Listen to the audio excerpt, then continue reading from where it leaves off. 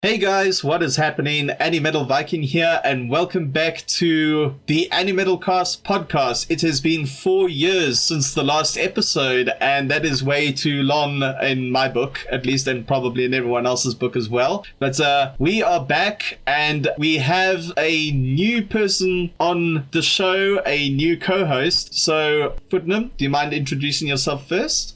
Yeah, I'm Footnum. I made videos at one point. I'm not officially done with making videos, but I have my priorities elsewhere, so I'd never get around to making videos. But I did make like an AI video last time, which was I took the Japanese voice print and made them speak English, so it would be as if you're watching the sub but with a dub. So you can check that out if you want. But other than that, I also regularly co-host another podcast, OCA podcast, but I also make my own music, and as you can imagine, I specialize in metal, and I recently have been making a lot of progress on that, and hopefully one day I can release that upon all of you guys. So yeah, happy to be here. I've been talking to AnimetalViking for the last few months, and we've really hit it off, I'd say, yeah. So then I got my way here, apparently. Yeah, bro. Yeah, no. So that's basically how basically how we met is it was via Twitter. I think Footnum had been following me for a while, but I believe it was after I made a certain video. I can't remember which one it was, but I remember Footnum DM'd me, and then he was like, "Hey, I've always wanted to do this kind of anime and metal content together for my channel and everything like that." And then we just started talking about it, and then here we are. Now he's a co-host on the podcast. So guys, I do hope that you will enjoy this episode and future episodes. And we also hope to eventually build this up to get some guests on. So I guess you could say it was the red thread of fate that brought us metal weebs together to make this the best anime and metal podcast there is out there. So woo! That's what's happened. So guys, before we get any further into it, I just want to quickly do some shilling for the channel. So of course I'm going to shill first, guys, is of course you can sub to the channel. That definitely helps us out. Of course, hit that notification bell to be notified of the latest uploads. Give the video a like, share it around, leave a comment, all that cool stuff. Check the links in the description box below as well. You can follow me on all my various social media. You can follow Footnum on his stuff as well. Also, you can check out my second channel where I upload like audio vlogs and other random shit that just doesn't fit all the different types of content that's on the main channel here. And then of course you can check out the Patreon as well. Over there you'll get access to you'll get access to exclusive behind the scenes content, videos that probably might get copyright struck if left here on YouTube. So you'll have access to those, and also you will be able to see teasers of my own upcoming manga projects as well. If you're a fan of Berserk, HP Lovecraft, The Cave Study of Vanitas, The Strain, and Solomon Kane, all that cool shit. If you're into that kind of stuff, make sure you head on over and check it out. Only costs $1 US a month. And then one other person I would like to shout out is my boy Apothecide, who did the logo for the channel and of course the intro that you heard. So make sure you go check him out if you want artwork commissions, logo designs, and of course custom music, or even mixing and mastering for your albums if you're in a band. So be sure to hit him up. And with all that out of the way, let us get on with the episode. So, Footnum, I guess the first piece of news or topic that I think we should discuss, because it has something relevant to what I made into a video, and that you so graciously boosted the audio for me, is the Chainsaw Man Season 2 and movie leaks. So now, I'm not sure if you've watched or read Chainsaw Man. Have you watched or read Chainsaw Man before? I haven't, no. You haven't? Okay, well, then I'm not going to spoil anything about, the plots or anything like that. But basically, to just theorize, some stuff. I'm sure you've heard that the anime, due to some of the backlash from a very loud and vocal minority, I'd say, about the anime and how it was adapted. I'm sure you've heard that whole situation, and that the DVDs and Blu-rays didn't sell nearly enough compared to Bocce the Rock. There was that whole meme that Bocce the Rock was doing better, or is better than Chainsaw Man. I'm sure you know that. Well, to be fair, I remember Bocce the Rock it blew up. Everyone was just suddenly like, this is the best show of the season. Oh my gosh. But Chainsaw Man, so my experience with Chainsaw Man is, back when I was subscribed to Shonen Jump, I saw it, I think, when it premiered. Like, it's like, oh, Chainsaw Man, now in Jump. And I always thought it looked like such a big meme. I'm like, this dude's got a chainsaw coming out of his head. So like No Guns Life. Yeah, I guess that's another comparison. But yeah, no, Chainsaw Man, I always thought, I mean, I've never known what it actually is, but it looks like it's kind of comedic because it looks so absurd. It's like it's a self-aware kind of thing, but it's not necessarily overtly a comedy. But I mean, some clips I've seen, like, it looks like, yeah, it's got comedic elements. But yeah, so hold up, are we talking about the season 2 aspect of it, or the the backlash of, like, well, the season 2 and the movie does kind of have to do with the backlash, because where would you like me to start? Because I got a thing for each. Okay, no, because I was going to say, I'm sure you're aware that Mappa had some event earlier this year where they were announcing, there's going to be season 2 of this and season 2 of that, and they did, and I think that's where they even released some trailers, like the trailer for Jujutsu Kaisen season 2 and a whole bunch of other shows they're working on, and had other big news. But then when it came to Chainsaw Man, like, they had a Chainsaw Man panel, but no news about a second season or whatnot, and people were worried that because of that backlash and Japanese fans not being happy with how it was adapted, having some of that live action flair added to it, as far as the directing and the technique and the camera work and all that kind of stuff, the pacing and whatnot, because they didn't like that. There were like rumors going around saying like, oh well, it performed poorly, and so therefore there is not going to be a sequel and everything. I think like there's that. a more logical explanation behind that idea would be that Mappa has just been a powerhouse, and that they've been accepting every gigantic show of every season for the last however long. So their staff is just worked to the bone, because they're also putting out like high quality production. I mean, I haven't actually seen any of these, so I'm just going off of what everyone is talking about on Twitter. They're like, oh my god, it's the next Mappa, it looks amazing. Yeah, so they're like, they don't have fingers left because they've been ground down that hard to the bone.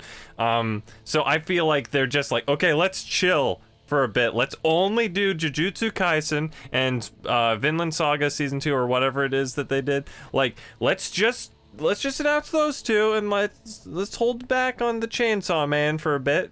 I think that's the more likely explanation than the backlash. Absolutely.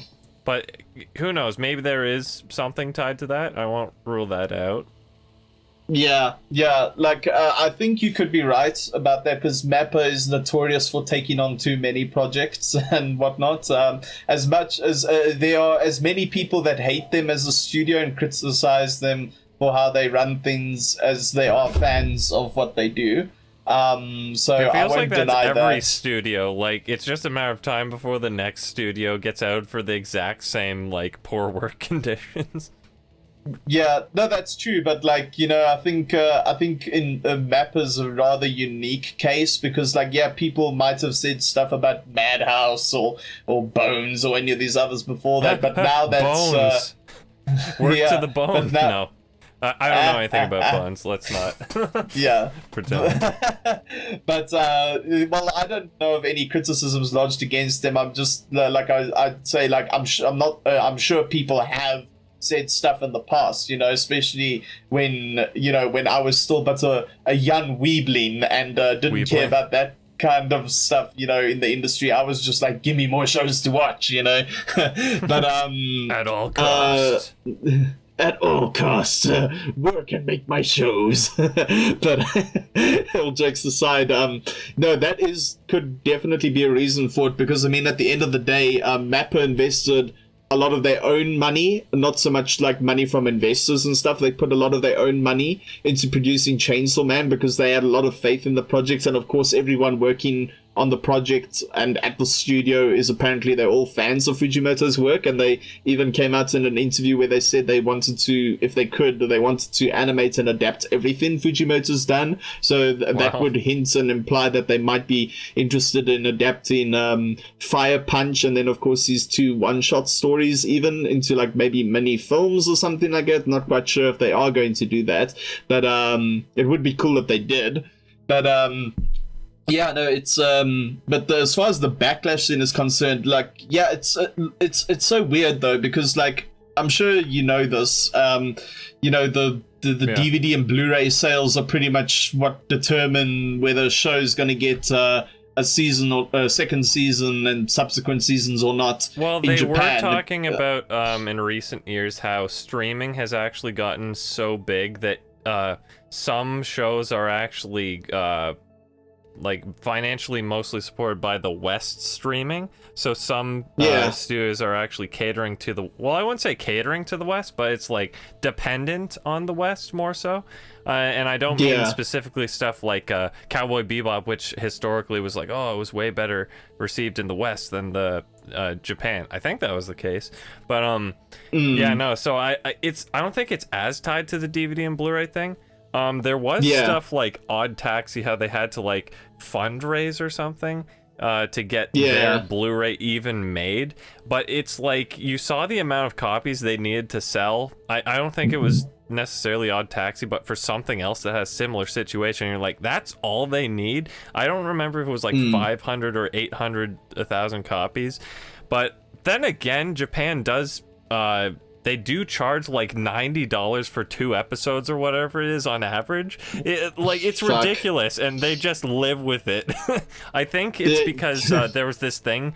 They did experiment with releasing more affordable releases like the West, and they sold the same amount of product. So that's why they just stick with the same egregious pricing, which is what we experience in the West with Aniplex of America.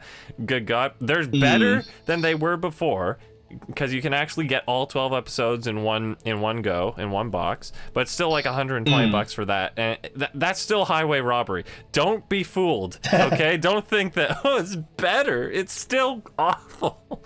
Anyway, but yeah, no, because like the thing is that in my mind, and I did actually mention this in my Chainsaw Man video, in my audio vlog video, is that like, how it's like, sure, if you think about it logically, a DVD, a single DVD, what you pay for that, regardless of whether you get it at a steal of a price or not, the amount of money you pay for that physical copy is probably a lot more than it's a much higher ratio than streaming. Stream.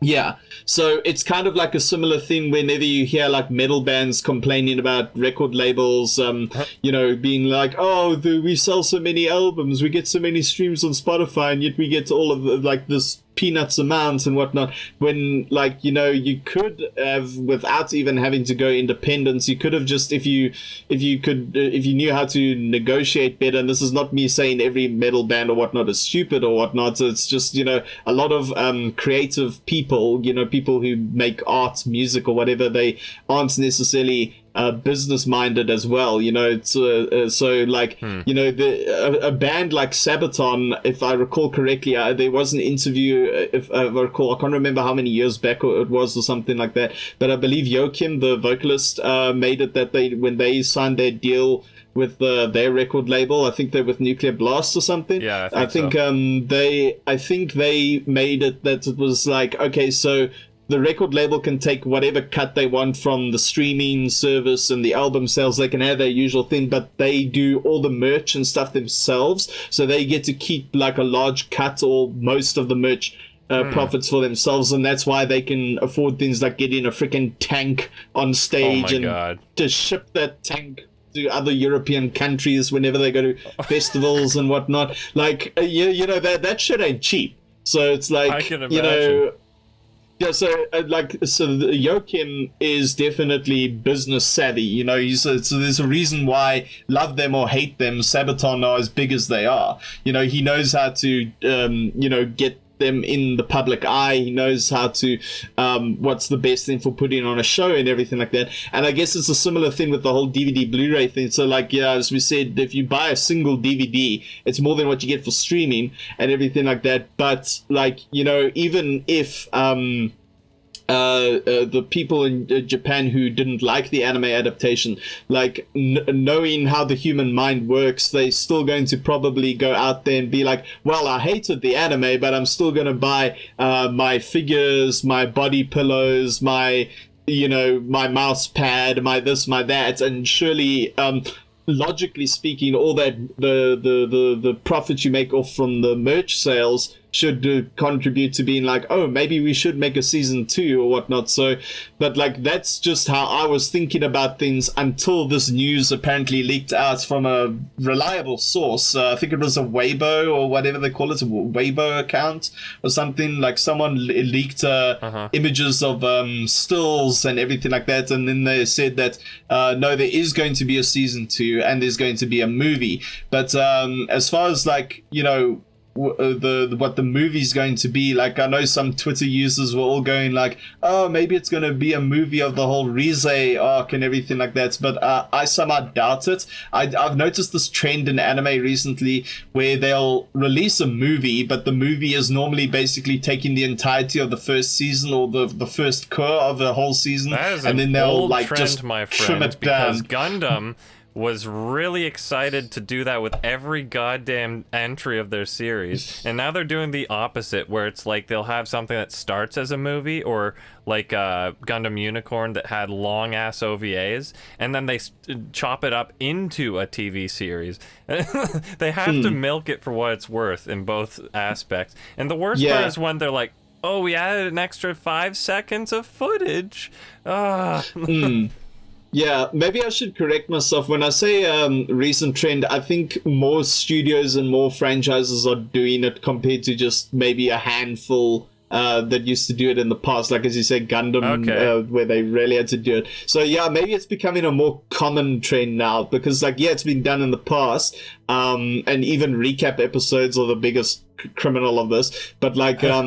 I think like just like what's going to happen with the Bocce the Rock movie that was announced, where you actually go into my anime list and it says, oh, it's basically just a summary of the events. It's not like an original movie or something that's going to bridge the gap between the first and second seasons, like what they did with Made in Abyss and Goblin Slayer. You know, this is like just going to, I have a feeling it's just going to be a summary so that it can take advantage of the directing, the more live action movie influenced elements of the directing, make it and make it feel movie. like a literal movie in homage to Fujimoto's love of movies. You know, that's what I suspect anyways. I mean, I could be wrong. It could be a thing that connects the two seasons, but I somehow don't see them doing that, because like if they did do that, even if they did give a bit of time between you know, releasing the next season of Chainsaw Man and everything like that, like part 2 of Chainsaw Man, like where the story's at right now, like stuff is starting to pick up, but at the same time nothing significant has picked up to warrant it like just diving into, oh, we're going to adapt part 2 of Chainsaw Man. You know, it would be kind of awkward, you know, and also you still wouldn't have like a lot of material to go on. So I think they're just going to do what they're just going to do is they're going to do a summary movie, and then they're going to just dive into this. Yeah, and it will lead into season 2, and hopefully for someone like you who actually collects DVDs and Blu-rays, whereas I had to stop because the only place where I could get the stuff shipped here to South Africa, they closed down, and they were the only place where I could get those DVDs and shit cheap, as opposed to getting from Right Stuff where you paid a fortune for shipping. It's hopefully it makes it easier for you for collecting, because then you can be like, it's just a summary and just skip that shit. So those who are listening, this is why it's important that you go to the Patreon and support AnimetalViking so he can move to a country where he can buy anime. Yeah, no, we could get anime stuff here, but yeah, it's just more difficult than in the States or anywhere else. But so that's just my thoughts on the whole Chainsaw Man news. And I mean, like, look, I'm grateful that they actually shared like actual screenshots and stuff, instead of just, I heard from someone who said from someone that this might be happening, because usually every time something like that happens, it turns out to be like, we're just trolling or whatever. But like, at least there's actual proof that they are working on it. I just hope that they don't replace the director, because like I said, a lot of the backlash came from the fact that these the people who weren't liking the adaptation were like saying like, this is anime, not a movie, don't stick to anime, bro, and they were all like shitting on the director and everything like that, not knowing that this Ryu Nakayama, he actually directed one of the most banner episodes of Jujutsu Kaisen. I think it was episode 19 he directed, and then he did a lot of like great key animation in some of the biggest action scenes for things like Fate Apocrypha and whatnot. So it's not like he's a guy who doesn't know what he's doing. He's a very capable they're probably animator talking about the way they adapt it rather than his like technical capabilities. So it's like the taste of what he's doing versus his his talent. That could also be a part of it, but as a person who's read the manga, like, I really don't see how what they're trying to do with it was actually any different from what's in the manga, because like, yes, the manga does have these, as you say, based on what you said you've seen of it, it does have these comedic elements in it and whatnot, but it's not like your typical anime comedy, like, where like if something serious is happening, then someone all of a sudden people start breaking into funny faces and like chibi form and quip thing the and modern whatnot. Marvel. Like, it's not like your Full Metal Alchemist Brotherhood humor or your Case Study of Vanitas humor or anything like that, like, or even stuff you would see in Jujutsu Kaisen or anything like that. It doesn't even go like into that. Like the comedy in Chainsaw Man is more like stuff that I would have expected after having seen the way they adapted it. Like, it would be like natural comedy where like the story is being serious, but through natural dialogue or just certain elements of a character's personality, they do comedic things and whatnot. Like, for example, I'm sure you've seen the iconic scene of Denji kicking Aki in the nuts and whatnot, like things like that. Like, it's like, instead of cutting to this stylized thing, like even in the manga, it doesn't cut to like, Fujimoto doesn't really cut to these stylized like chibi face and all these things and whatnot. Like, it stays pretty serious looking throughout the whole manga and everything. And even I'm sure if you've seen Giguk's video on Chainsaw Man, the manga is like how when he sets up his panels and everything like that, and when you turn to the next page, it feels like he's trying to do what a movie does, but through panels in a manga. And so the whole time I saw the trailers and was getting these expectations and stuff, I was expecting the story to come out looking in animated form to be as serious as how the manga is, because like, yes, like I said, it does have comedic elements to it, but it's not this like lol XD random or kind of stuff that we typically see in anime comedy. It feels more natural, and I think it's a result of Fujimoto looking to inspiration outside of the anime industry, whereas unfortunately a lot of creators like to do the whole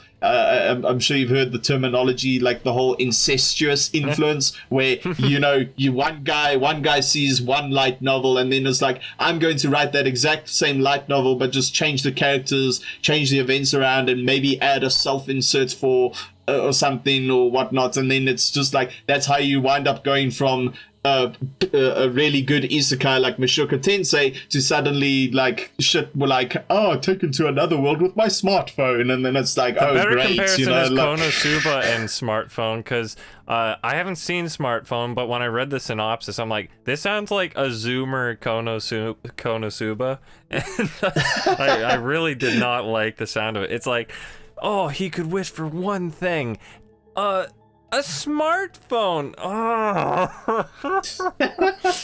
Yeah, it sounds ridiculous, but that's what I mean by the whole incestuous inspiration. Like I think a lot of the great anime and manga, and especially even directors and stuff, tend to take influence from stuff that's outside of their own industry, and we could list them all, whether it's someone like Satoshi Kon, Yoshiaki Kawajiri, of course Hayao Miyazaki, all these directors who they still doing stuff to this day, except for Kawajiri. Kawajiri's gone silent and Kon is unfortunately no longer with us, but even if you were to watch a Miyazaki thing, it doesn't feel like you're watching half the other anime films that come out now, where it still has, because he's got the infamous quote, anime was a mistake, that he doesn't use anime as reference at all. Yeah, but even then you can tell, looking at Miyazaki as a person, he uses a whole bunch of stuff that's not anime as a reference before he even said that allegedly said that quote or whatnot. Yeah, sure. So that's at least my thoughts on it anyway. So I'm just grateful that it looks like a second season is coming. I was actually worried that Japanese fans, well, shall I say a loud vocal minority of Japanese fans, had killed any interest in continuing with the project and whatnot, and then we would have to wait like 10 years for a reboot or something. But it's I'm just thankful there's going to be more Chainsaw Man, and I look forward to seeing what they do with it. And you actually brought up a nice thing too, because that was actually going to be my next topic on the list, is because of the comparison. Konosuba Season 3 announced for 2024. So I take it you're a connoisseur of Konosuba. Not really. I've only seen Season 1, but I did really like it. So that, and what... I run into this problem all the time. So, I know this might be controversial, but I like dubbed anime. I know, shocking. But, so, Konosuba, I watched Season 1, and then they're like, we're gonna dub it! And I'm like, oh yeah, that's sweet. So then, I wait for the dub to come out, and they're like, oh, Season 2's coming out. And then I'm like, oh, I guess I'm gonna have to wait for the dub. I don't think that's the right timeline. Maybe Season 2 came out, and then they were announcing the dub. I think that's what happened. And then they're like, oh, the movie's coming out. Then I'm like, oh, I'm gonna have to wait for the dub for that. And I'm just like, I might as well just wait until the dub's out for all of these things. And then it's like, oh, now Season 3's coming out. So I'm like, oh, I'm gonna have to wait for the dub of that. That's kind of the situation I'm in. But I do have the steel books on the way. But they haven't physically released like the movie. So I this is another tier of like, I think I'm gonna have to wait till they physically release the movie now. I don't know why I set these weird expectations for myself. I feel like after I get the steelbooks, I'll be satisfied with watching those, then streaming the rest or whatever. But so if it wasn't obvious, that's another thing I should have mentioned with my introduction, is I like to collect anime, which is what the other podcast, OCA podcast, is supposed to be about, but we typically veer off into other topics. But yeah. So Konosuba season 3. I feel like we all saw that coming from a kilometer away. So it's great to see that's confirmed. I forgot they had that stupid well, it's not spin-off. stupid, but yeah, the spin-off. I'm gonna have to wait for Explosion. that too. Explosion on this wonderful world. Yeah. No. Okay. I haven't seen the dub for Konosuba because I guess when I started watching it, it's still only subbed at the time, and also I just enjoy the performances of the subcast over the dubcast. I've seen clips of the dub, but I haven't actually sat down and watched the dub. And it's not that I have anything against dubs. My mindset works like this: I will watch a dub of an anime depending on the setting where the show takes place.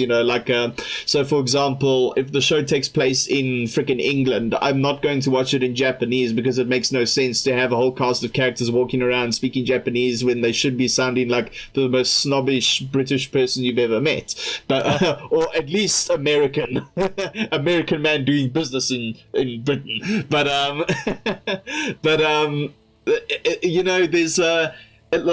there's there are some exceptions where it will have the right setting, and I should be watching it in dub, but the cast or the director telling the cast what to do clearly doesn't give a shit, and then the dub winds up being ass. So that can happen sometimes, but usually I tend to be right on the money with these things because I had the same train of logic when I went into Black Lagoon, when I went into Spice and Wolf, when I went into Berserk, and that gut feeling has so far never let me down. The only time it did let me down was when I was watching old dubs for certain movies. I cannot remember the name of that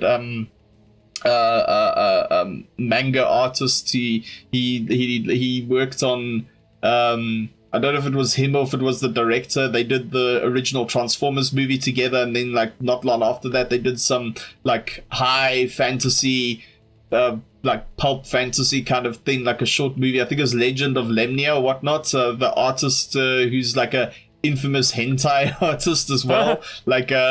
So I remember watching that, and the dub for that was god awful bad. It made I think maybe Central Park Media did that, but there's an era where dubs were really bad regularly. Yeah.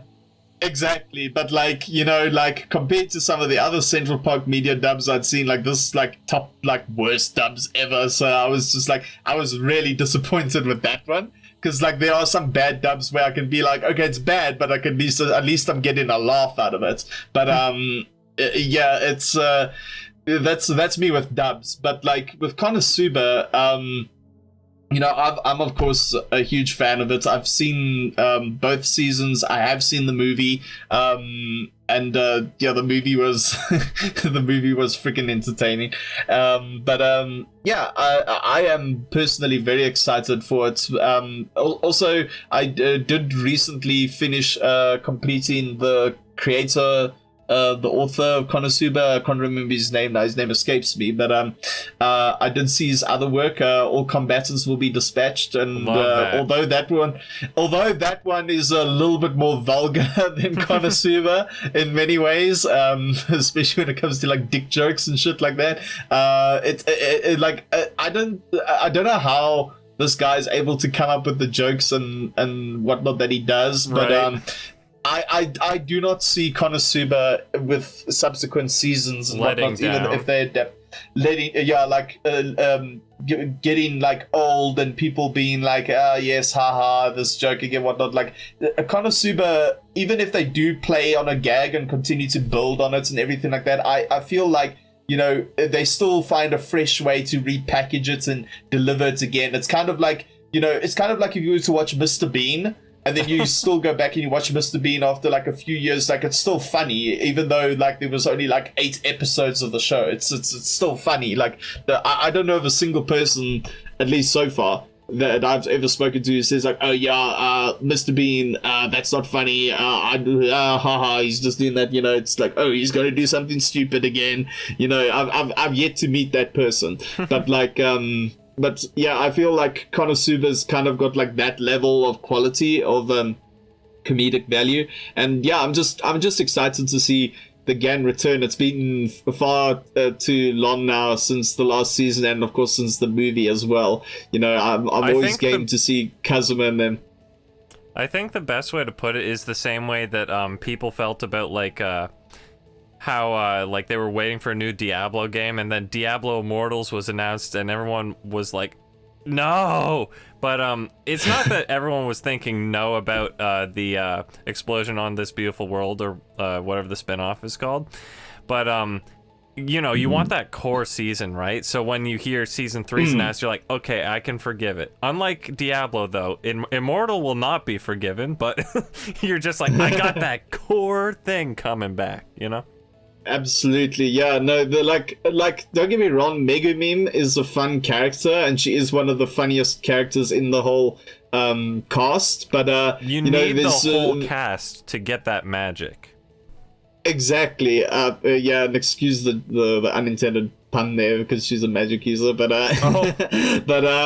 yeah, no, absolutely, I agree with you there. Like, there's just something where, like, I think the creator of Konosuba, I don't think he realized at the time what a lovable cast he created with this, because like the like out of all the, like, when I first saw Konosuba, like, I had watched comedy anime or anime that had comedy elements before that yes would get me to chuckle and whatnot at some of the jokes, but like the last anime that was a pure comedy, like every episode through, and made me like laughing the whole time and still makes me laugh to this day. The last anime that did that to me was Full Metal Panic for Mafu.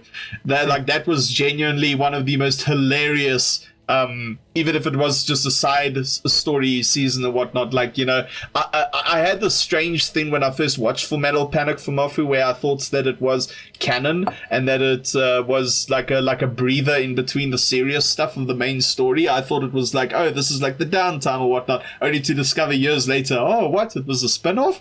But like like Konosuba for me was like, it revived my love of the overall comedy genre in anime, and and I'd say it's definitely set the standard to some of the jokes and whatnot, to where the stuff goes beyond just, oh, lol XD humor. At least there's like the humor in Konosuba feels more natural, because like these characters bounce off and interact so well with one another, and there's some of them are even great foils for each other, and whatnot. And just the premise that you've got like one mostly competent guy in the party and everyone else is useless is just hilarious enough as it is in a fantasy setting.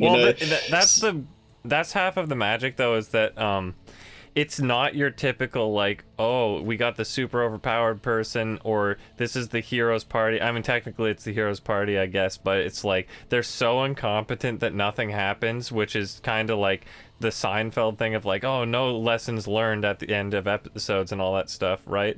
So it's really harnessing that energy of like, everything's just stupid, like...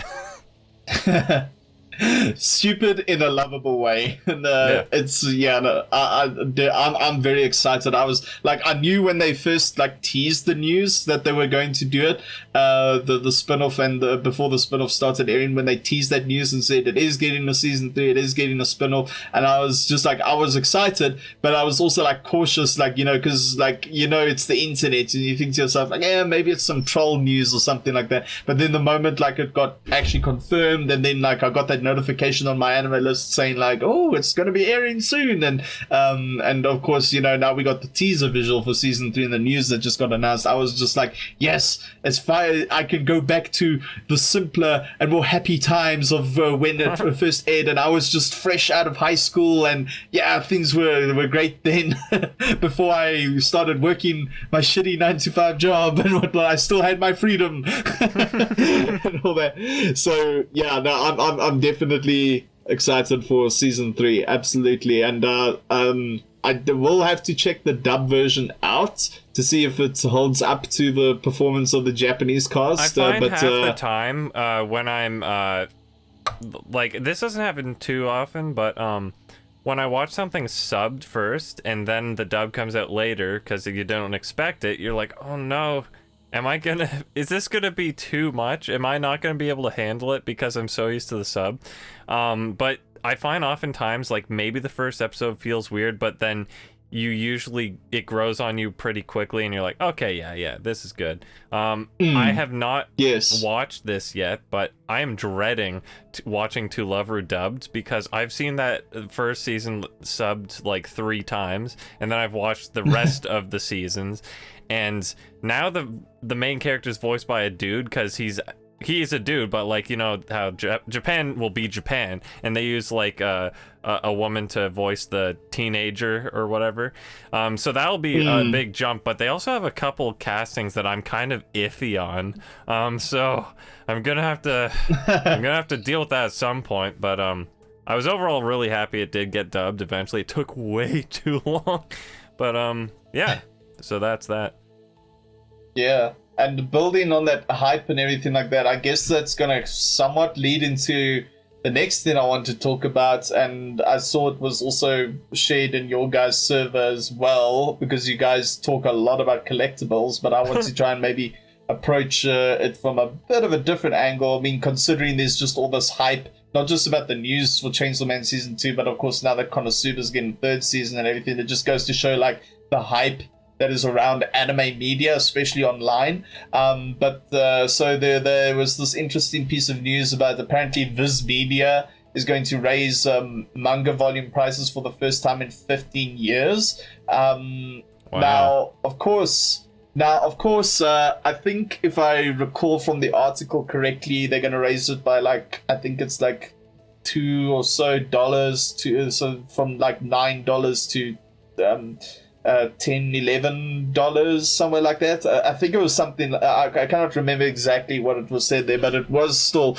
a bit of a jump. And now, of course, with the South African economy being shit and whatnot, and now having everything cost 20 rand to the dollar, so in that sense, any titles from Viz that will get imported here will now jump up from being like, because Viz titles here in South Africa are the cheapest ones, you know, like you could easily pick up a volume of, say, One Punch Man or whatnot for like, I don't know, 178 rand or something like that, which is not bad, you know. That's actually pretty cheap and whatnot, compared to like Berserk volumes. Like all the Berserk volumes I bought, so Dark Horse books costs, like, and I'm not even talking the hard cover deluxe editions, we're talking just paperbacks, like freaking Dark Horse books cost these ones cost me like almost 300 rand, which is like, you know, like a massive difference in price. And then the same goes for other things by like Yen Press with the Spice and Wolf light novels that I collect and whatnot. Like they're always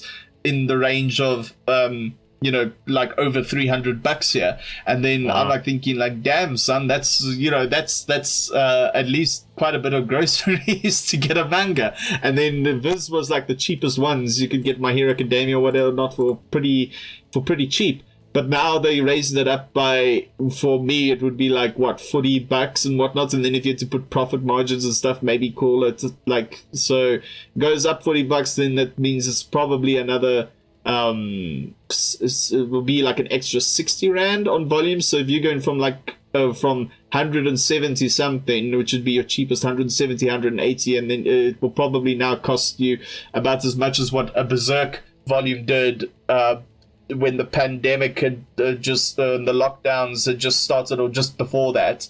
So now Viz titles here in South Africa are now going to cost me about as much as what it cost me to get Berserk. But I don't know how that's going to be for you guys over there in Canada and whatnot. Well, Canada is like I'd say comparatively like a step between the US and South Africa. Not like in the center, like there's a huge gap between South Africa and Canada, I guess, but no, we kind of get hosed with pricing, especially on anime, after conversion and all that stuff. Especially with Amazon, I don't know what's up with their pricing, but like sometimes the manga isn't even sufficiently stocked, so it's like, oh, third-party seller for like $30 when it's usually like 10 to 15. I don't even know if they do 10 anymore, because back when I was buying manga a lot more, it was roughly like $11-12, but now it's like usually 15, it feels like, from the little that I've seen in recent years. But yeah, that's gonna kind of suck. Once again, it'll be like 18 now, but I suppose like inflation and all that stuff, I guess maybe it balances out, but it's still like, come on man. Come on, man, you know the thing. but yeah, no, it's for me though, at least it's a little bit disheartening though, because like Viz for a while were like that one where I could be like, oh, I could pick up more than just 2 volumes in a month, you know. I could maybe get like close to 5 volumes or something. It's like, whoa, Right. This is amazing. That's how I was able to collect Black Lagoon so quickly.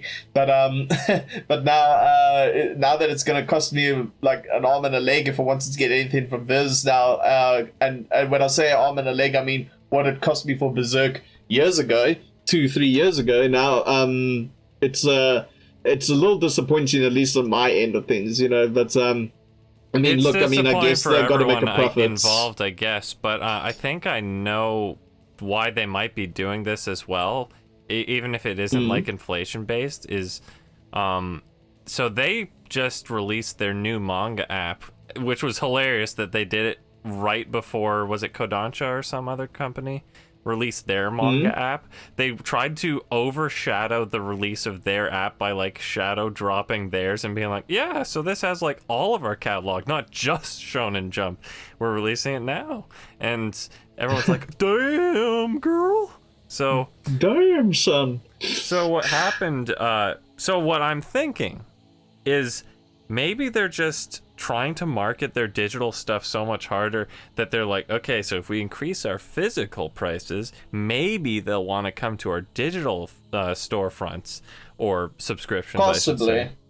Yeah, Possibly. especially when they I had mean, the new Shonen Jump thing that they did a couple years ago, I think now, where they, for the first time in manga's history, they did something that isn't like ancient boomer style.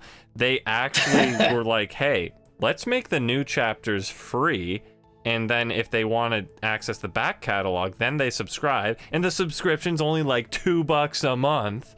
Like, that's the most genius thing they've done their entire lifespan, because manga has infamously been difficult to like casually, legally obtain and read. So they finally crossed that threshold of making manga accessible, and I applaud them for that. But god damn, it took them long to get to that threshold, because literally like anyone who talks about reading a bunch of manga, it's like they were clearly using like scanslation sites. I'm not shaming people necessarily, because like half of the things with piracy is like it's a distribution problem, as Gaben from Steam says, which is why Steam made it so easy for people to buy PC games legally and all that stuff. So by making it difficult to access, people had more or less no choice but to do that, unless they wanted to drain their wallets. But most people aren't reasonably going to like drain their wallets on a manga they don't even know if they like. You know, it's not the most insane concept to grasp of like, do I really want to spend this much money on something that I'm going to hate? And manga takes up so much space too. But, yeah, I know that's for a fact. Having a really tiny bedroom in a tiny house, it takes up a lot of space. Yeah, it's the ongoing struggle of a collector, is the space situation. I think there's a reason why Berserk is my favorite manga. You know, everyone calls themselves a struggler. I'm literally struggling with the space. Hashtag relatable. Guts is literally me, for real. I'm basically Guts. Like, all this manga I have to buy and fit in my room, I'm basically Guts. I have the guts to buy this stuff. No, I'm just kidding.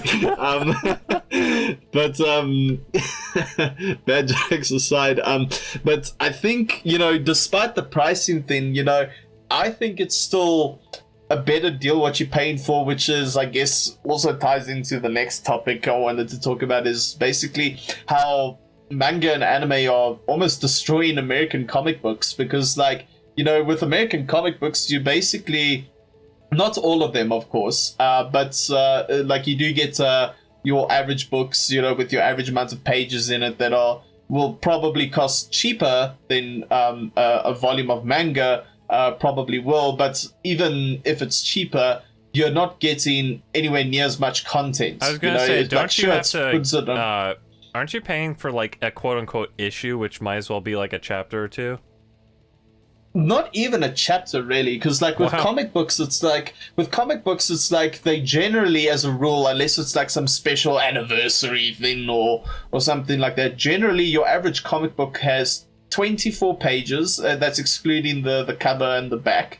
So it's 24 pages inside, but you only get 18 pages of stories because just like every other business, they have to put adverts in their stuff, right. And then of course you got adverts in there advertising a new video game that's coming out or some other stupid products or a PR campaign, like the whole Got Milk thing. Those used to be huge things in comic books back then, like and whatnot. Wow. And you would have all these adverts and these PR things and all that and whatnot. And even stuff that would just take up like needless things,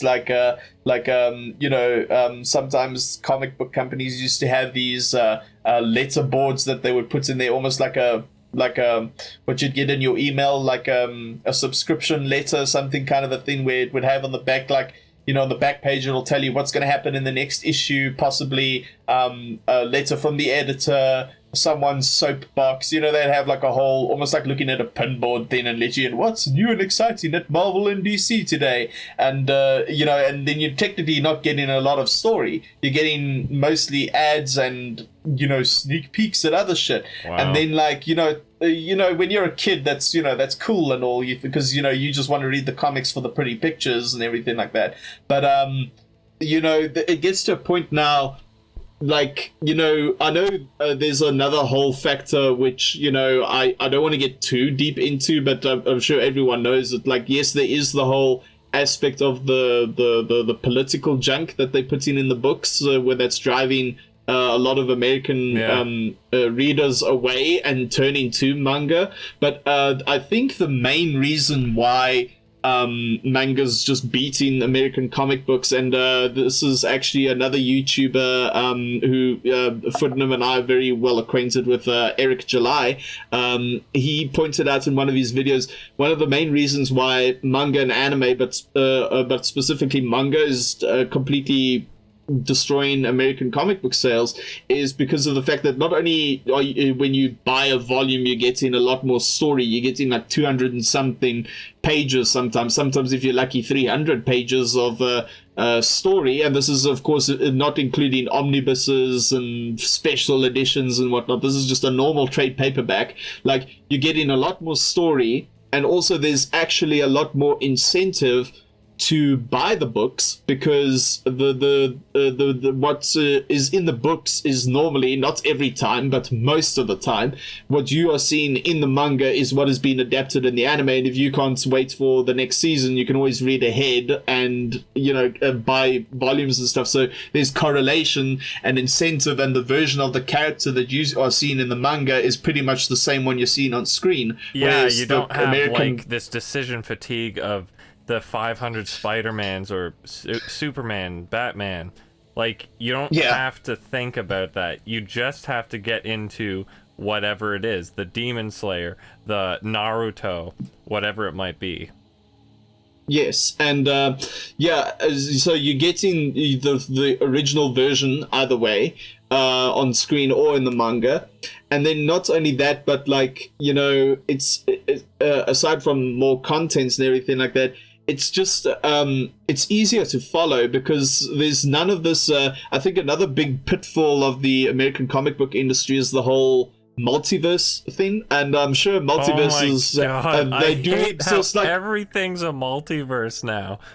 Yeah, like, I know multiverses, and I'm using multiverses, so you can't see me on screen, but multiverses in, air quotes, have existed in other things of fiction before, like Elric of Melniboné and whatnot. But the thing is that those multiverses and whatnot are generally limited to a certain set of rules of the world building in those stories and don't serve as excuses generally for like whoever's the corporation holding the rights at the time, does not serve for them to just suddenly be, oh, Gandalf from Lord of the Rings appears in Elric of Melniboné, or then the characters from World of Warcraft, and then, oh, there's going to be a crisis and everyone's going to be fighting, and it's going to be a big battle royale bigger than the Fate Stay Night franchise and everything like that. You know, it's the biggest crossover ever. And I think, you know, just all these multiverse things, like I know a lot of people say, oh, but Into the Spider-Verse is successful and whatnot, but like I don't know, maybe to like normies like who would just go see these movies because they got nothing better to do on the weekend or something,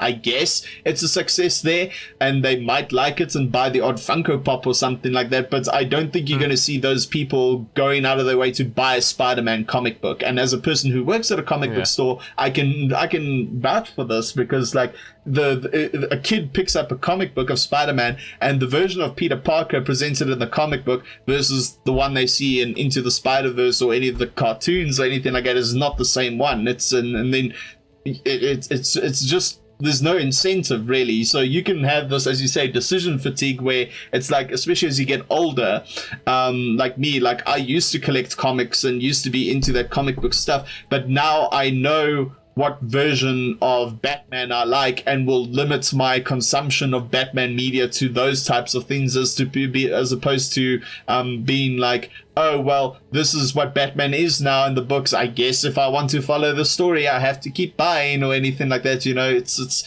the biggest pitfall of the American industry.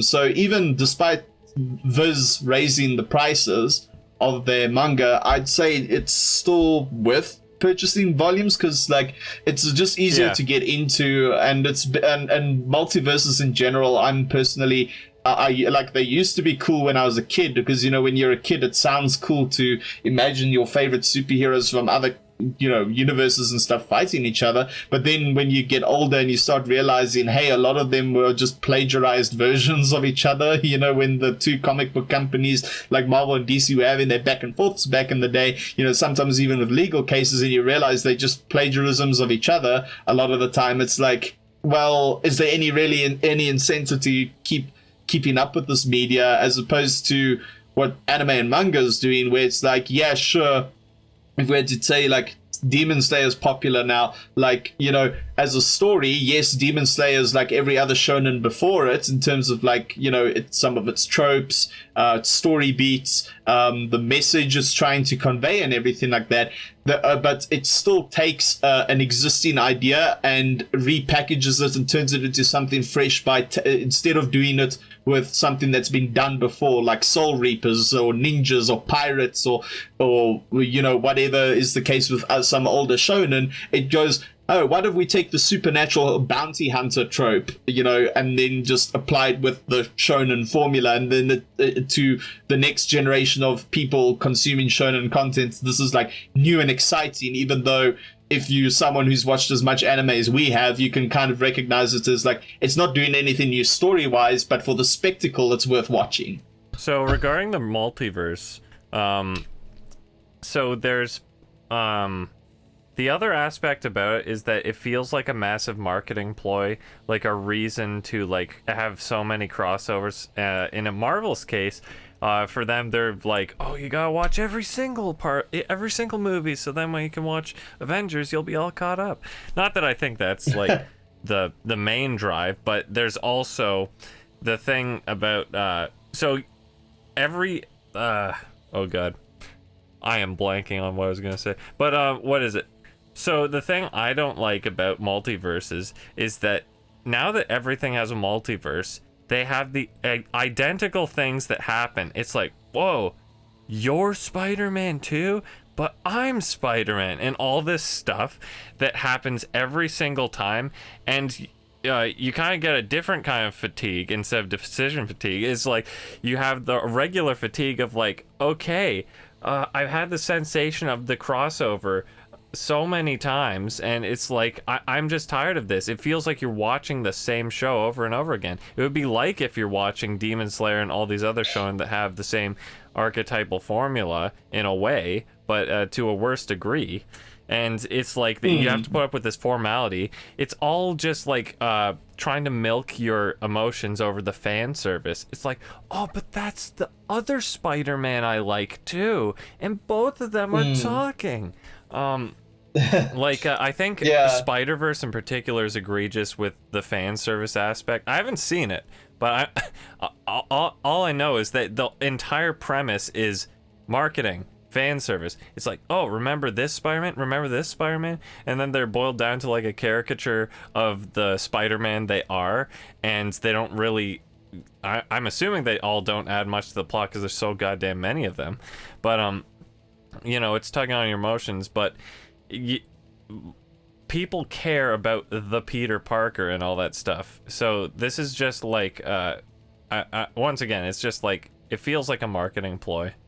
In a lot of ways. No, it is a marketing ploy, and I would say you're actually forgiven for not having seen any of those Spider-Verse movies. I've seen the first one, and now, yes, while it is a entertaining movie, and I will say it does a better job of making Miles Morales his own character to a certain degree, I'm still not a huge fan of the fact that in order to make Miles a character, they like to shit on Peter Parker and make him look stupid. Yeah, they always do. And every opportunity they can in comics or any other media, the whole point is to make Peter Parker look like shit now, and that he's incompetent. That's what they do with a lot of these modern reimaginings, is that it's like, okay, we have to tear down, the legacy because oh no, this might have been a problem. Like, it's like Star Wars, like, oh, now Luke's a bitter old man, who cares about that guy? Han Solo, oh, spoiler thing happens, and all that. Yeah, so no, it is a marketing ploy, because if you think about it, you don't have to put out a good story that will stick with people for a while, and so like again ties back to Spider-Man. A Spider-Man movie that did this is I think it was the third one. I think it's No Way Home. That one. So in that movie, yes, they brought Tobey Maguire and they brought Andrew Garfield into it. And when it initially came out, like for the first 3 or 4 days, or maybe even at the most the first week that movie was in cinemas, everyone was like, yeah, this is such a great movie and everything like that and whatnot. But then like after that, even now on Twitter, you don't hear shit about that movie, because aside from the fact that, your typical things like the jokes are outdated now and everything like that, because everything's got to be it's the now in the thing trendy, reference and whatnot. The modern hip humor to appeal to the youths. Yeah, that kind of thing. Aside from that element, it's just the whole gimmick of the movie is that the whole drawing factor is that, like, aside from the fact that the plot and the premise itself is just really weak and not there for anyone with a brain to understand that this should be you shouldn't be worth spending money on to waste your time on. Whoa, but our universes are combining. Whoa, all of the threats from our past are combining too. Whoa. But it's not even just that. It's just like corporations understand this well, that if you just throw a bunch of nostalgia bait there for movies that people loved or maybe used to like clowning on, like people used to clown on the Amazing Spider-Man movies in the past, like, and now all of a sudden they love them. Now they pretend like, oh yeah, I always thought it was cool. But the thing is that like it becomes the thing I hate about the multiverses, both in the case of Spider-Man and just in general in the comic book market now, is that multiverses exist to incentivize laziness, in the sense that now you don't have to continue with a continuity and see a character's story through like people in the manga and anime manga industry would, where it's like, okay, once the story is finished, it's finished, that's it. And if we do decide to do a one-shot sequel or something in the future for an anniversary thing or whatnot, it's usually considered more like a spin-off or, or what if or something like that. Not so much something that's technically canon, or even if it is canon, it will be like a slice of life follow-up where it's nothing too major and significant happens to, undo everything that was wrapped up and open more questions and stuff. Like, what they do now is that they use it as a thing to be like, okay, we're not going to have Peter Parker graduate from school, get married to Mary Jane, which he originally was for years, and have his kid and all these kinds of things. No, we're just going to keep him eternally in high school because we can kill him every time, depending on whatever event happens, and then we can have the universe reset, and then it could be him, and then if there's some other popular, inverted commas, popular, more marketable version of him, like Miles Morales or something like that, then we can throw that into making toys and lunchboxes and other merchandise and whatnot, and the people are going to buy this, who's going to love it and whatnot, and then it's like,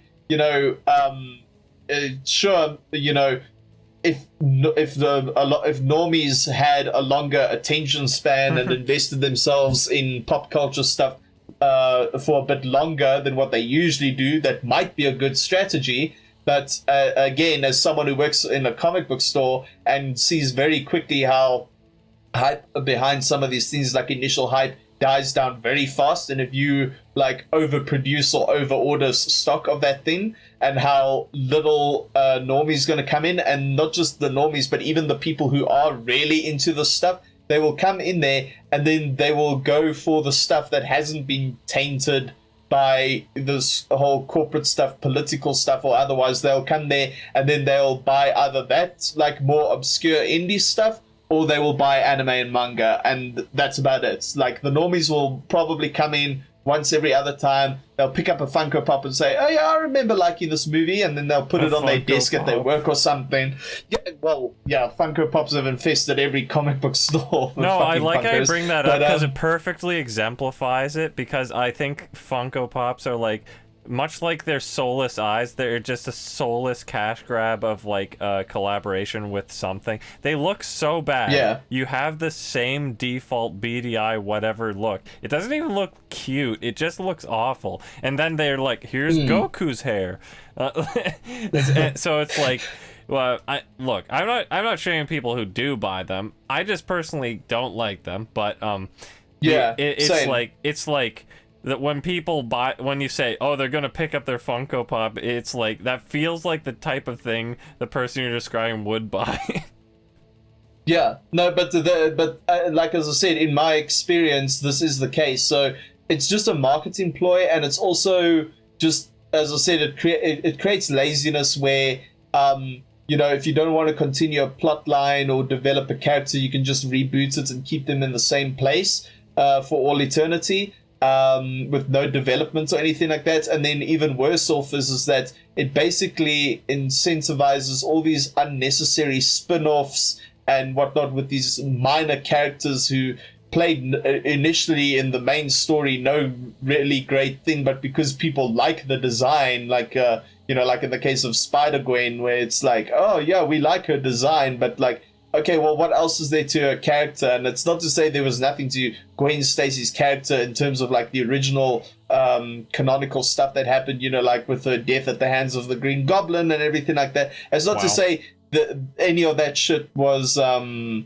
impactful like it was. That's why most like people who've been into comics a long time will know that's like, with Gwen Stacy as a character, she was a beloved character. But now it's just like, with this whole multiverse crap, people are like, oh, well, what if Gwen Stacy became the Spider-Man of that universe? And then they come up with yes, I will give credit where credit is due. It is a cool design. It's got, nice colors and everything like that. Nice. But, yeah, exactly. That's what I said. I'll give credit where credit is due. The design does look nice. The Spider-Verse looks good. Like, her face and everything looks really wonk in her hairstyle, but...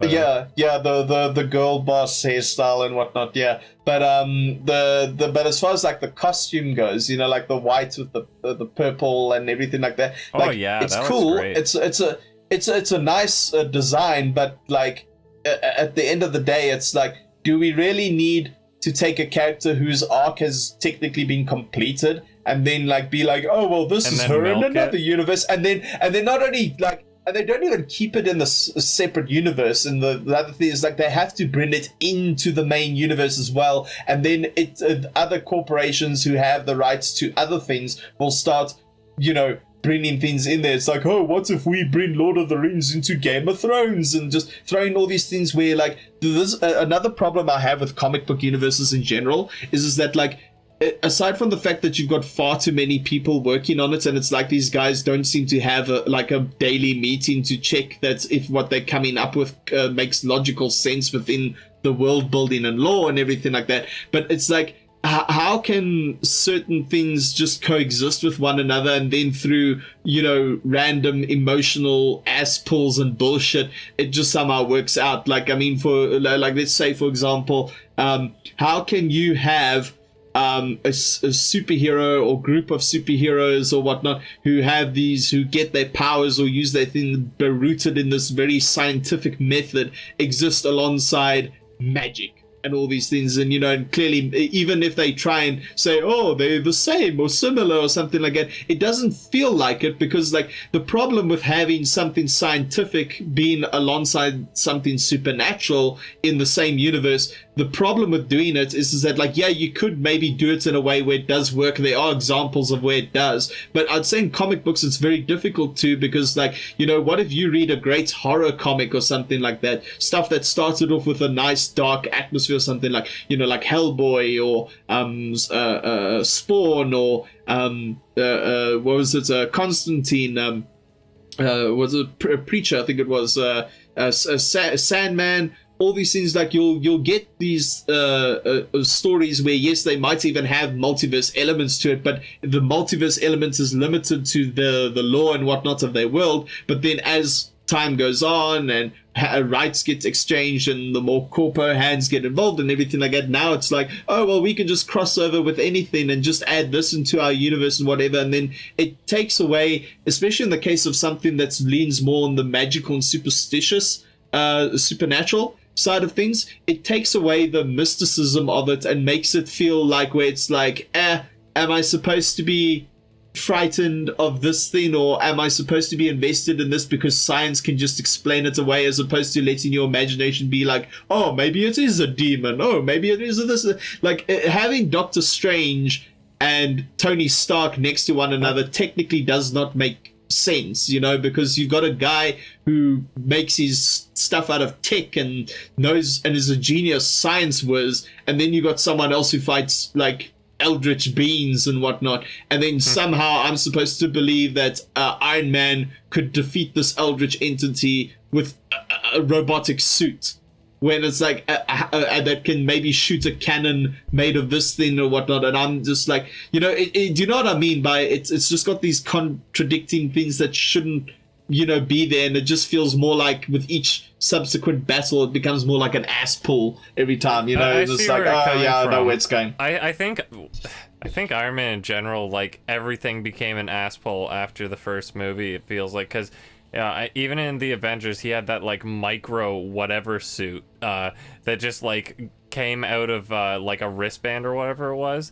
It's just like, yeah, sure, okay. Like he just has more and more technologies that just come out of nowhere. And then he had like his gauntlets. He could just like shoot a bunch of like freezing stuff out of it. I think that was the same suit too. I could be wrong. It's just like they're just being like, yeah, science, yeah, I guess.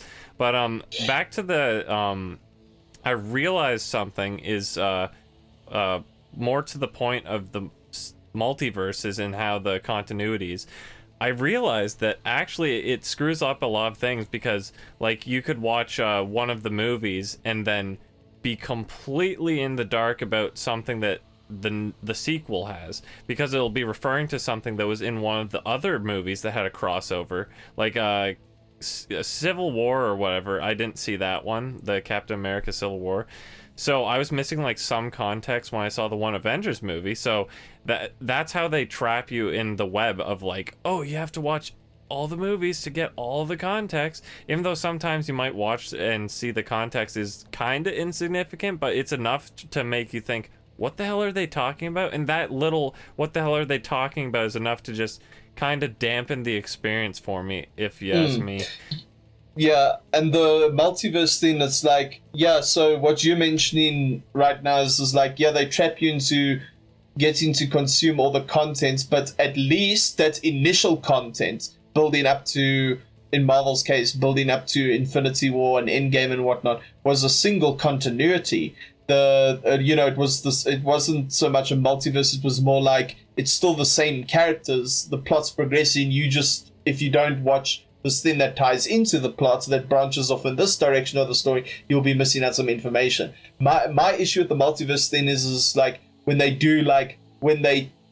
deliberately bring in actors or or versions of the characters that were done in movies or books or TV shows past, like what they did with Spider-Man No Way Home, where they bring in Tobey Maguire, they bring in Andrew Garfield, like, and then now recently with the Flash movie, you had the awful CGI of Christopher Reeve and that actress who played Supergirl in the Supergirl movie, and of course Nicolas Cage, the Nicolas Cage CGI where he was supposed to be Superman in some movie that didn't release in the 90s, or honestly, I think it was, or something like that. That's the only multiverse I would forgive, because I totally want to see Nick Cage as Superman. Let's be real. But even then, like, but what I mean is like, why can't you just leave the movies of the past as is, and just, if you want to do a multiverse, like, why not leave it in, say, animated format? Because in animated format, you can basically draw the character looking exactly the same as they would as the one that you've been following until now. Yeah, you don't have to worry about aging actors like Star Wars, how it's like, well, we do still have access to Carrie Fisher and Mark Hamill, but they're ancient, so they can't really do much, so we're going to have to make them the geriatric counterparts. And it's great that their last film, well, I mean, at least with Carrie Fisher, is like, okay, it was done in this canon that is an absolute disaster. So it's nice that that's the last thing that they were able to contribute to. I mean, I guess Mark Hamill can still contribute to something, but it's just a real shame. Yeah, that's like, but yeah, with why animation, can't you can just swap out the voice at a certain point, if you have to. Yeah. And you can at least have the same like visuals and all that. Yeah, because because I do not agree with, but even then, like as I said, and even if you did do it in animation, don't like have it look so weird where you'd bring in different art styles. Like, say if DC were to do a multiverse event, don't like have it be like you've got this art style that you've been watching the whole series or movie with, and then all of a sudden coming through the portal you see Bruce Timm's Batman the animated series design come walking through a portal, and then the Cartoon Network, the Batman show done to that art style coming through. Like, you could basically just draw it as the same model as the existing one, but maybe you could do like different tweaks to the costume that indicate like, oh, this is the one from this universe is the one from this universe. You don't have to go out of your way to make it look so weird and wonky where it's like, oh, we're literally going all meta commentary and bringing in stuff that looks so out of place, like as if, like, say if an anime girl had to walk through a portal right now in 2D format, like when they used to make those movies like Roger Rabbit and whatnot, where you'd have the Roger animated Rabbit character with anime babes, like no, but what I mean is you had these animated characters walking around with live action people, and the live I know action what you're people's saying, but that would be hilarious. The thought you just put into my head. Yeah, but yeah, that's just my thought on the multiverses thing, and it's becoming a cheap marketing ploy. So I think there's not really an incentive really to keep collecting comic books and everything like that. Like, sure, the games will still sell and whatnot, because who doesn't like a good video game? Maybe the movies they're slowly dying. I'd say like superheroes are going the same way as the spaghetti westerns did, but like, it's going to be something that it's like, it's a bit of a shame. But I'd say maybe it's for the best, because then maybe all the weirdos who are in the industry now, they can like move on to ruin something else, and then hopefully comic books can eventually, and comic book universes can get the much needed reboot and revamping of the model, the business model and everything like that it sorely needs to stay relevant again, because it's as someone who started off his pop culture nerd geek, whatever you call it, journey, starting off with comic books, and initially wanted to be a penciler working at Marvel and DC and drawing things like Superman and Batman and whatnot. It's just a crying shame that I've had to drop something that I liked for years now and not be into it for, like, say, the past 13-14 years because of literal bullshit that goes on, and just how the model went from being something interesting and something worth following back in the day to now just being this cheap marketing ploy. So that's just my take on the whole thing, and why anime and manga is just destroying that industry. Then there's just two other topics I want to quickly cover before we get to our if you want to call them like our picks of the week and what we got through. So I have a point to wrap up with the Marvel comics. Well, the Marvel comics. Oh, sure. With the comics versus manga thing is sure. Not in regards to the multiverse necessarily, but in regards to the continuity thing, that's another thing that would contribute to why you'd want to just read the manga, because you don't have I mean, technically you do have this, but you don't often have Luffy and Goku and all those guys just, crossing over into each other's worlds or something like that. Now, technically that happened for 1 or 2 episodes, but that was just a gimmick, a spin-off, whatever thing that happened one time. It's not oh, this is... Goku's now canon. He can just come in and save the day whenever he wants. Type thing. Yeah. Like in friggin' Marvel, that's oh, Captain Marvel, oh, look how OP she is. Oh, she's just I got more important things to do, and then buzzes off. But for sure, you can read Demon Slayer and it's not oh, you're gonna have Naruto come in and be oh, you're the guy from that thing. Whoa. So yeah, exactly. You wouldn't have all this oh, I have to catch up with the Naruto to make sure that I'm up on the Demon Slayer lore, right? And it's not like you're going to have an alternate universe version of Tanjiro who did become a demon and is evil, who and he's going to fight himself there. Became a ninja, yeah, whatever. But like I said, I'm not a fan of. I'm really not a fan of the multiverse stuff. Right now, it's just played out. It's boring. If you want to do a multiverse, instead of having a multiverse with alternate versions of the character, the protagonist, or the other characters and whatnot, I can forgive a multiverse being called something like a parallel dimension or something, and then it's or some other kind of realm where other creatures and whatnot exist, in the Lovecraftian sense, you got all these dimensions where all these cosmic entities and whatnot exist, and it just adds to the scale level of the lore with say a vampire in your room poses this much harm to you, but versus a cosmic god or something like that. It's I can forgive parallel dimensions with other where they basically serve as portals, not just to a dimension pocket, but maybe to as a way to travel to other planets on the other side of the galaxy and whatnot, where it's a different life form and whatnot, but not a question of, oh, let's have a kajillion Earths where there's an Earth where Tanjiro is a ninja, and there's another Earth where Tanjiro is a gender-bent character, and then there's another Earth where Tanjiro is, instead of using a sword, he uses a gun, and then they all have to come and have the Demon Slayer Tanjiro crisis, and have them all cross over in a movie. I'm tired of that shit. Just leave it to something simple, where it's where it's just interdimensional beings or something like that, or whatnot, and just leave it at that.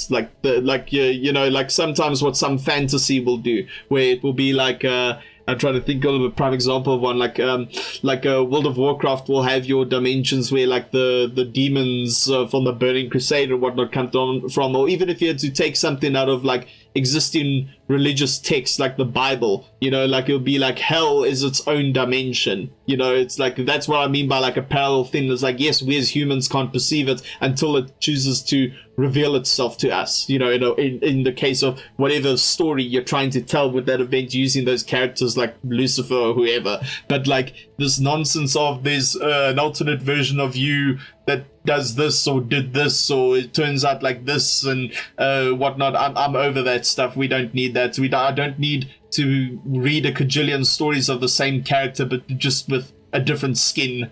Like if I were playing Fortnite and got a different skin of a character, I don't need to read that shit. It's too much to keep up with. Like, tell one story where it has a clear-cut beginning, a clear-cut middle, clear-cut end, and it's got its world building and lore, and that's it. It doesn't have to. I don't need to see Lord of the Rings cross over with Game of Thrones. They are two separate universes, two separate stories. We don't need them coming anywhere near in contact with one another. Gotcha. That's how it should stay. Yeah. Well, has the Bible anime come out yet? No. Mate, I'm not gonna lie, I would actually like to see a Bible anime, because like, just considering how, especially as you get older, like I think a lot of the stuff that, if I had to briefly get religious here, I think a lot of the thing that drives people away from biblical content, like movies and media, is just how cringe, like, a lot of it can be, where it's just like, oh, believe in Jesus, or if you get like these kids cartoons where they're like animated poorly and and all this kind of stuff. Like, yeah, I get the like the hate or the the avoidance of that stuff, but I mean, if you can do it in an epic way like movies like The Prince of Egypt did, and that's not even an anime, that's just a really good like animated film about the story of Moses and everything like that. Like, if you could do that in anime format, and then even go as far as up to Book of Revelation and show what the apocalypse is supposed to look like, I'd be like, damn son, I'm down to see this whole anime. Let's fucking go. Give it like Mappa UFO table levels of animation. I would freaking watch it. So, like, even if I was like as atheist as they come, I would still want to see that shit, because it would be like, it would be like watching like the Greek myths, when they make like a good movie about a Greek mythology story or something like that. Like, it would be like that. So hell yeah, I would be down for that. That people like me will look at like the Bible or something and think that it's like, yeah, I'm pretty sure that didn't happen, bro. Like, it's a story or whatever to tell a lesson. But the thing is, in that case, like, it's fiction, it's a story. That doesn't mean it won't be interesting and you won't want to watch it, type deal. Yeah, no, I get where you're coming from with that. But yeah, I don't want to get too deep into it, because we all know how talking about this stuff goes online. But and I don't need a cajillion angry evangelists in the comments. But yeah, all I can say is this much. I'd be down to seeing an anime adaptation of the Bible. And yeah, I'm totally DTF for it. All right, so there is just one last thing I want to talk about before we go into our picks of the week for music and for anime. So I guess the only other thing we got left to talk about is the trailer for the One Piece live action. So now, for starters, for those of you listening, I'm not a One Piece fan. I have not read any of it. I have not watched any of the anime, nor do I have the desire to. Not because I don't like the pirate genre or that I think Oda's art style is weird. It's just it's something long. That's it's really long, and there's a mammoth task to stay dedicated to. And someone like me who likes their stories to have a clear-cut beginning and end, I just can't see myself getting invested in something with that many volumes and chapters and all sorts of stuff. But this is just me going off first. So I guess I'll start first based off what I thought of the trailer. Is that, like, again, it's aside from the fact that the cast, you can't get live action, actual people to look like the anime characters and whatnot. Aside from that element, the thing that I found really weird about the trailer and its presentation overall is that it felt like they were trying to do Pirates of the Caribbean, but with a lot more cartoony elements. Because, like, even though they were trying to showcase, like Luffy's stretch powers and everything like that in a lot of the scenes, it just, like, there was just something about it where with the humor and the dialogue, it felt like they were taking a lot less from the clips that I've seen from the anime and whatnot, and even panels that I've seen of the manga, and it sounded like they were doing the whole typical quips that you would see Jack Sparrow or Will Turner or any of them do in or literally Pirates any of the Caribbean. modern Marvel. Like, it's the modern, let's put quips everywhere. Yeah, so like there's this one thing in the trailer where he says like, I'm sensing a lot of tension between the crew, and there's like, we're not a crew. I was just like, tension amongst the crew, and he's like bobbing his head while this is going on too, which just kind of seemed really weird. But the thing is, like, One Piece does have comedy, but I don't think it was quip based. It was just like there was fully formed humor, there's fully formed like slapstick or an actual joke that was set up rather than here out of left field, I said a thing, I said a funny. And not even that. It's like I saw a post somewhere on Twitter where someone said that in that particular moment with the humor, they were saying that Luffy in the manga, if anyone in the crew was fighting or whatnot or having some kind of silly arguments, he would just sit there and be like laughing at it. That's exactly what I remember too. Like he's so aloof and so disconnected. He really just doesn't care. He is always just having a good time. Yeah, so that whole tension amongst the crew joke, I was like, I could literally picture that in either Pirates of the Caribbean or in the Avengers movies. It felt like a very, like, quip kind of thing where it was like, that's like, even for someone like me who's not, like, you know, hasn't consumed any One Piece content, is like, yeah, it still has that Hollywood, or in this case, Netflix, touch to it, where it feels just way off from what the actual thing's about. And I'm just sitting there thinking to myself, you know, like, I still hold the opinion that you should not adapt animation into live action by any stretch of the imagination. And this goes with Disney as well. Stretches that you could. What was one that worked really well? I mean, I haven't actually seen most live action anime, but from what I've heard, there's like Edge of Tomorrow is like an adaptation of All You Need Is Kill, and from what I've heard, that's actually pretty good. They do take some liberties, which in that case might have been a good thing. Like they changed the ending. I think it was. Yeah. I think it was, because like I didn't know it was based on a manga when I went to see it, and to me it felt like a really cool, you know, time loop, sci-fi, alien invasion, whatnot, action flick, and a good one too, like a really good one. Well, and yeah, it's got such a compelling case, plot, and the thing is, it doesn't have any of these weirdly cartoony elements, so it's actually pretty adaptable. The only thing that's like pretty anime is the aspect of the manga. I haven't actually seen it. I've read the manga though. In the manga, it's like, after enough time loops, he's like, I don't have enough ammo to kill all of them. I better get them to make me a custom weapon or whatever. And it's like, I'm going to use my mech battle axe or whatever it is to kill all these aliens or whatever it was.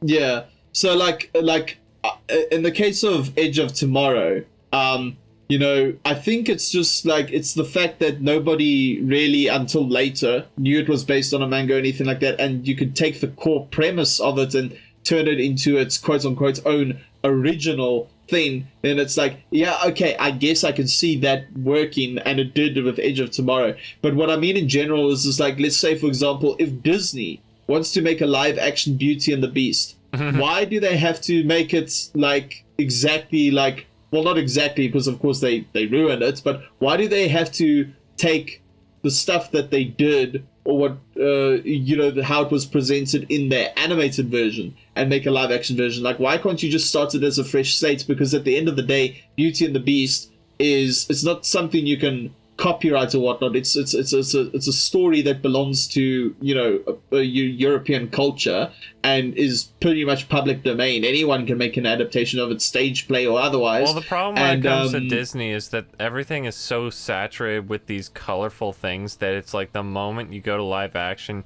you're sucking it dry of some element. So that's why, and the problem is it's also an animated film that they're kind of basing their stuff off of. So it's like, it's redundant. It's not as if you're like taking Halo and putting it into TV form. So you'd want to copy it beat for beat so that it's accessible to normies who don't play video games, so that they could see the beauty of Halo. They could be like, oh wow, this is actually a pretty cool story. The character dynamics also really cool. But instead they gave us garbage. But no, that's the type of thing like Disney. It's already like animated. It's already in the same category. The only thing you're appealing to is, I don't know, people like my mom who don't like cartoons or animated. But it's like they wouldn't want to watch this though, because it's like I'm not gonna say, oh, it's childish, but like it's gonna have the same story and everything, which I don't see what would stop you from watching the animated version over that if like the story was mature enough for you or whatever it might be.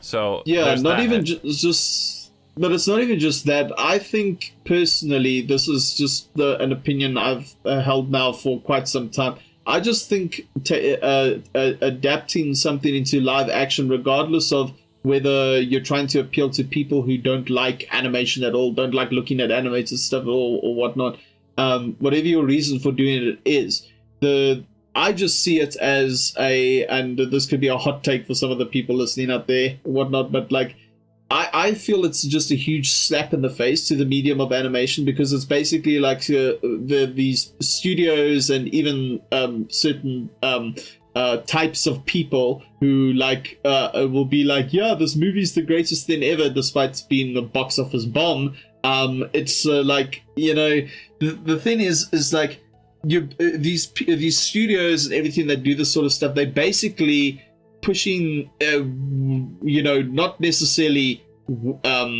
how shall we say knowingly, it's more unknowingly, but they almost like feels like they're pushing this thing where it is like, you know, animation is this lesser medium and it's something that only kids will enjoy. It's beyond adults to comprehend or understand, so we have to present it in this format for everyone to understand and like. But then when the product releases and you see how shit it is, and even the people who like live action don't like it, the reason why the people who like live action don't like it is because you can't take something that works in animation or the way characters act and behave in animation as a medium and have them act that way like actual actors, like real people act in that way. Well, that's what I meant with Edge of Tomorrow, is like it doesn't have these exaggerated personalities. So like I don't even think they deviated much from the source material, but it's like if you copied it one for one, it could translate really well. And another one that I actually think could probably translate pretty well would be something like Berserk, because it's like set in a more realistic setting, and the detail on the art is so highly rendered that it's not like taking these liberties of like, oh, it's super fancy colors and whatnot, and doesn't have these wacky personalities, generally speaking. And you could like CG in the demons. Yeah, I could see it working. Yeah, there are some characters who do have exaggerated personalities. Like I keep forgetting the kid's name. There's the annoying brat who joins Guts' party post-Eclipse. There's that kid, and then there's... Is it Isidoro, of course, or something? Yeah, it's Isidoro, yeah. Then I think that's his name. Or is it Itadoro? I can't remember.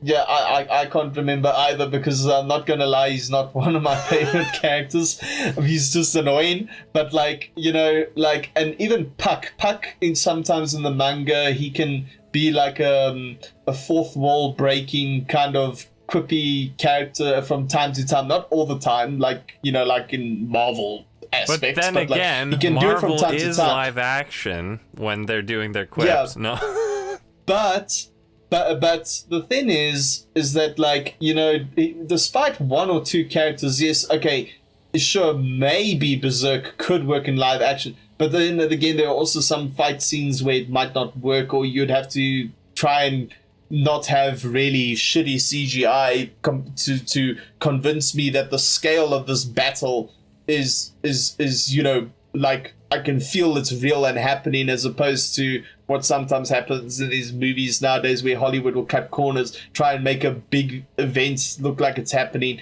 and then you can see how shit it looks in some instances. But like, they would have to go like full out with some of the scenes, like what happens with Emperor Ganishka and all that, where he turns into that whole giant demon pillar cloud thing, whatever, and it like creates a creepy effect over the whole land and everything like that. And then of course you would have to deal with the Hollywood and the activist people with the mature contents, like, you know, especially the stuff involving sexual assaults and whatnot.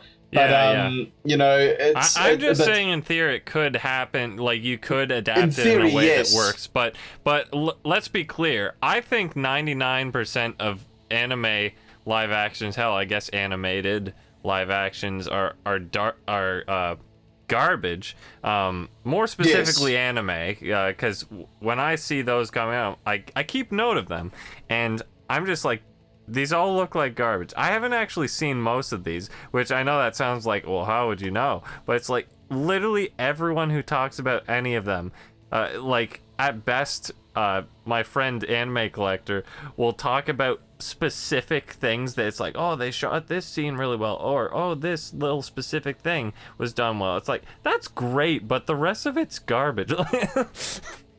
Yeah, and especially the fact that you can't fit a lot of content, even if you did make it into a TV series, like what's happening here with One Piece. You can't. Yeah, it's like you can't. You know, it's like there's just something about it that it just can never really work. And while yes, you might have the odd exception, like as you pointed out, Edge of Tomorrow and everything like that, like you would have to basically, like with Edge of Tomorrow, you'd basically have to take all the best elements of the manga, repackage it, make it look as if it was this own original thing, but then you would have to make it very clear in your PR stuff with the, you know, with the in interviews and everything like that, that you'd have to say, this is what we based it off of. It is in we got the rights or the permission to do it from the creator of this thing, and from the people who owns the licenses, so that people know where the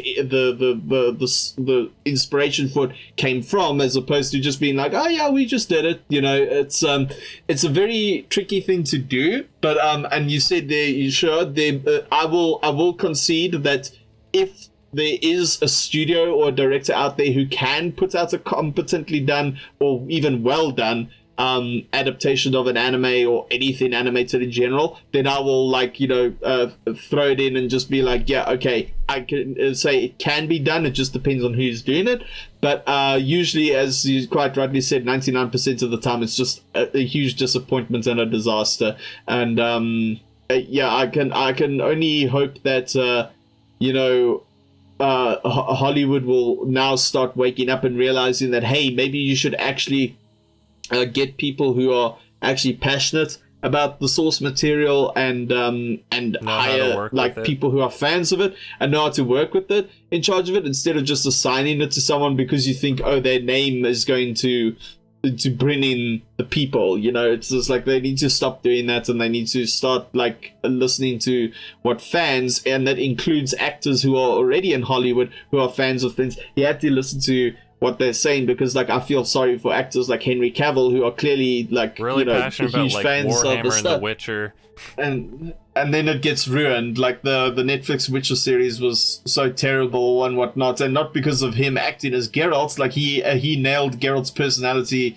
As far as like what I've seen in the games, he's nailed Geralt's personality down to a T. But like the as far as everything else is concerned, it feels like one of those cheap fantasy shows that you would have seen in the 90s or whatnot, but with less of the charm and more of like the stuff that made it cringe. You know, that's what it looks like to me.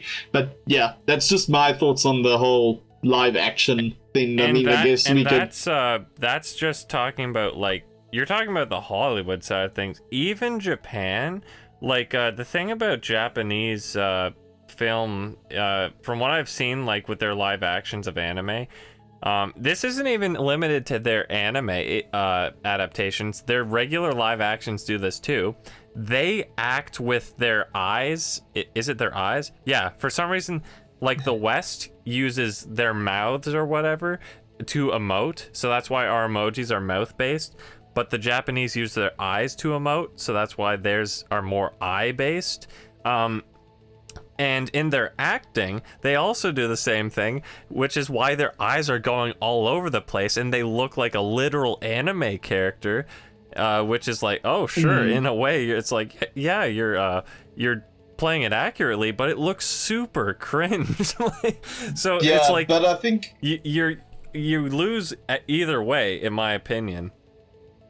Yeah, and then to also, because since you bring up the Japanese acting, then I do want to wrap this topic up on this point, though. When it comes to the Japanese acting as well, it's not just in their live action stuff. It's even when they present themselves on normal television shows. You know, like even the talk shows or whatever that they do. Like they like. You know, you interact with Japanese people normally. They like very like normal, quiet, polite, everything like that and whatnot. But then like the moment a camera's on, they have to like act like, you know, like an anime character, like an exaggerated personality. And then if you see it in a movie where it's something that's supposed to be serious or whatnot, you think to yourself like, why is this guy acting like an exaggeration of what something serious. It feels like they're acting like a Chunibyo.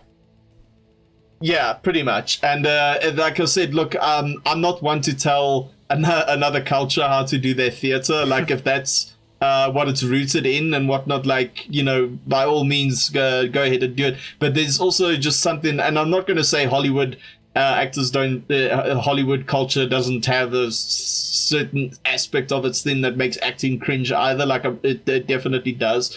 But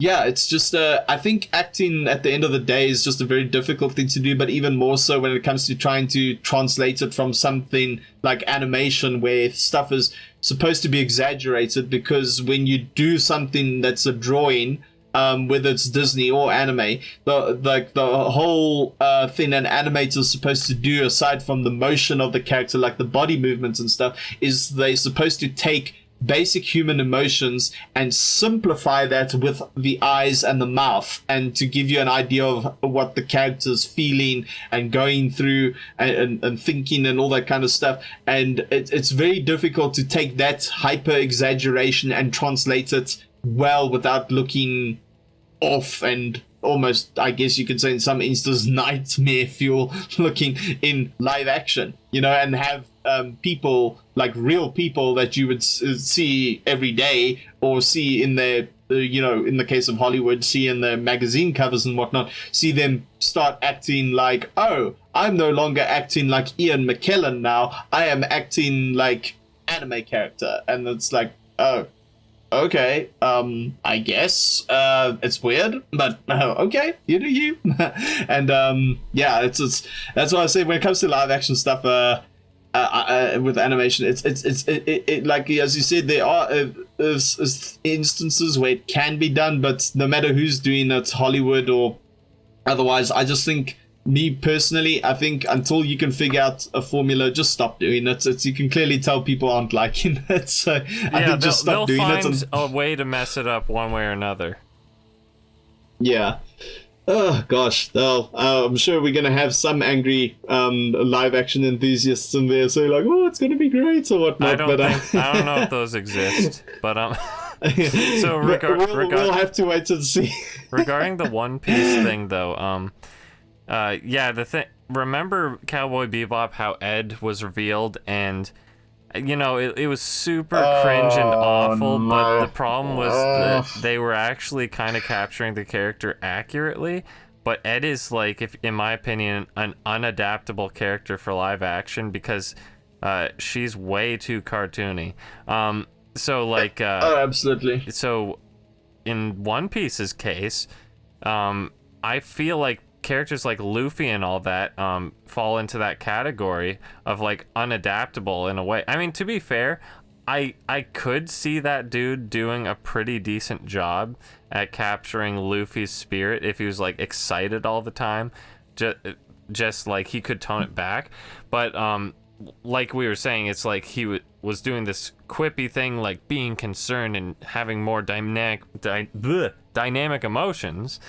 But that's just not the way Luffy is. And that whole trailer, you heard like the music and all that stuff. They were trying to make it this like sentimental, meaningful, whatever thing, when it's like, bro, One Piece has always just been this like this spirit of I'm gonna be king of the pirates, yeah. Not like one day I want to be the king of the pirates with this like sappy music in the background and stuff. Yeah. And it also plays kind of into the, you remember One Piece? Well, this is One Piece. And then especially the moment where he's like, gum gum pistol. It's like they were hyping it up so hard to be like, oh, he's doing the thing. He's gonna do the thing, guys.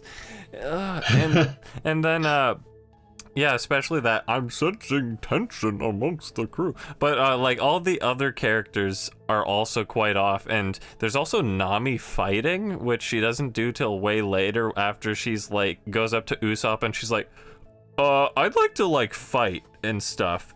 Make me a weapon. And she gets I can't remember what it's called, her weapon, but that happens like way later. And One Piece is like an uphill battle to adapt anyway, because you're gonna have to cut out an ungodly amount of stuff just to fill the episodes, just to make progress. Otherwise, you're literally going to be adapting it one for one. And I don't think Netflix has the budget for 1,000 live action episodes. And not to mention that One Piece, the other thing about it that's kind of like an ed factor is that the environment is also like unbelievably vibrant and this like really nice looking, like I think of like a cyan, like blue sky, like really bright blue sky, and then bright environments typically. I mean, they go to so many different places, but that's like the usual. And this is like this orange, sunset type thing. Now, granted, it's the trailer, but everything just looks a lot more dreary in the environment. I mean, I don't think the costumes are too bad, too far off. Oh, I love the one comment about like, Usopp's nose isn't super long, so it's not accurate, which don't get me wrong, I kind of agree with actually, but that's another one of those like, oh, it's unadaptable type things. It's like to accurately portray Usopp, you need to make his nose ridiculously long. I don't know what they're gonna do when they get to Chopper, but like when it comes to the art style of One Piece, everyone has these giant like really low detail circle eyes with a dot in them, half of them anyway. It feels like so that's why it's kind of like the ed factor, where it's like you can't really replicate it in my opinion. Yeah, but we'll have to wait and see, because like, okay, well, I will probably just like get a summary about One Piece and stuff from my friend Claudio, who, those of you listening, you will remember him from old episodes of the podcast. I'll probably just have to get like some kind of brief summary of everything that's ever happened about the franchise from him, and then watch this live action, or at least an episode of it, to see how it compares to, you know, clips and everything you see online and everything like that. But I don't think it's something I'm going to be really invested in. And yeah, I'm probably just, I feel sorry for any One Piece fan who right now is trying to remain optimistic, but will probably feel the crushing disappointments afterwards.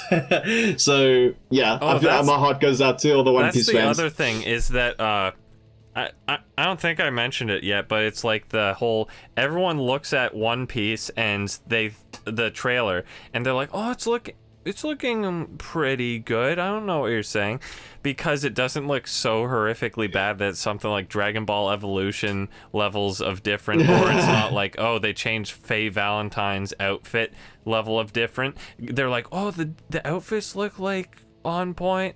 The going Bahamut looks close, like no, don't be fooled. Once again, this is one of those things where it's like, because it's not the worst of the worst, it's pretty good. No, it just looks regular bad. It doesn't look super bad, okay? Yeah. So like I said, my heart goes out to the One Piece fans already. So even though I might not be someone who's a fan of the franchise or anything like that, as someone who's been let down before with adaptations of some of my other favorite works and stuff, heart goes out to you. You can join us in the suffering. So So that being said, I guess we're going on to our final segments where we are just going to basically go over some picks, both anime and music-wise, because, I mean, what would a podcast about anime and metal be without at least some talk about music and whatnot? So I guess, so what do you want to go with first, Ferdinand? Do you want to do your anime picks first, or do you want to do your music picks first? Well, since we're on the anime train, let's start with anime. All right. So, tell me, what did you recently watch or read this past week or so? What are you busy with? Well, I'm actually going to save that for the next episode because I'm not watching enough to have a show for every week. So I'm just going to say the one that I watched a couple months back, which was Vivi Fluorite. So the thing about this show is, I don't want to talk too long about it, but the TLDR is that basically you have Terminator, and then you have the main character that's not a human, so it makes it a lot harder for you to sympathize or even care for what's going to happen. And then, like, decades and decades go by at the drop of a hat. You're like, oh, okay, I guess there was a time skip, and nothing has any like meaning. You don't care about what happens, you don't care about the stakes, and then by the end of it, it's like, what payoff could he possibly get? And like I mean, there were some aspects about it that were kind of cool, but overall I think that those were the crucial elements of it that I just couldn't get over, really. So that's kind of my summary of what I thought of Vivi. I personally really enjoyed it. But I mean, I saw it, I think, last year or something like that. So it's been quite a while since I saw it. Let's put it this way: what do you like about it? I want to understand what people loved about this show, because there are some people I know that really, really liked it. Okay, so I guess I did find the whole concept of the,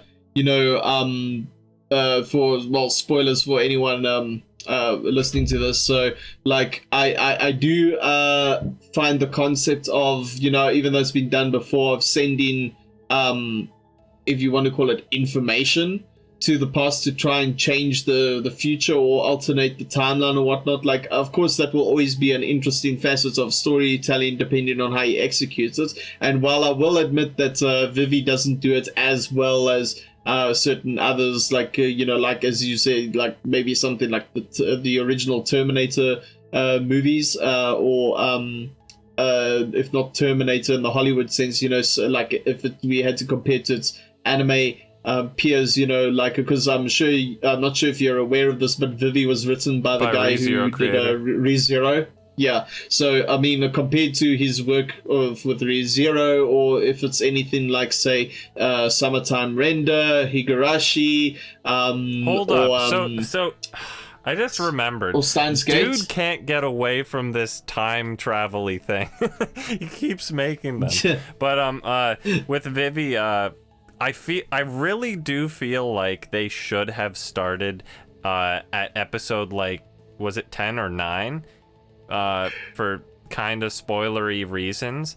Because let's just put it this way, the pacing. It's like that would have significantly helped the pacing, and it would have given you a bit more of a continuity. Because you kind of find out what they're fighting for later, or at least have more of a premise of why they're doing it later. So I feel like if you actually started it there, we would have cared a lot more about going back into the past and all that stuff. Like if they did a Berserk, you know, like you start off in the fucked up present and then you just go back and do that, but I mean, well, I guess so, but because like they only did it briefly in the first episodes, like you saw a massacre and whatnot happen and whatnot, and then you get this out of context. Like, okay, I'm gonna send it to the past or whatever. Yeah, whereas in Berserk you got at least you got a glimpse though. That wasn't it. It wasn't like you go forward in time and they're sent back in time, though. So that's kind of different. But I know what you're saying.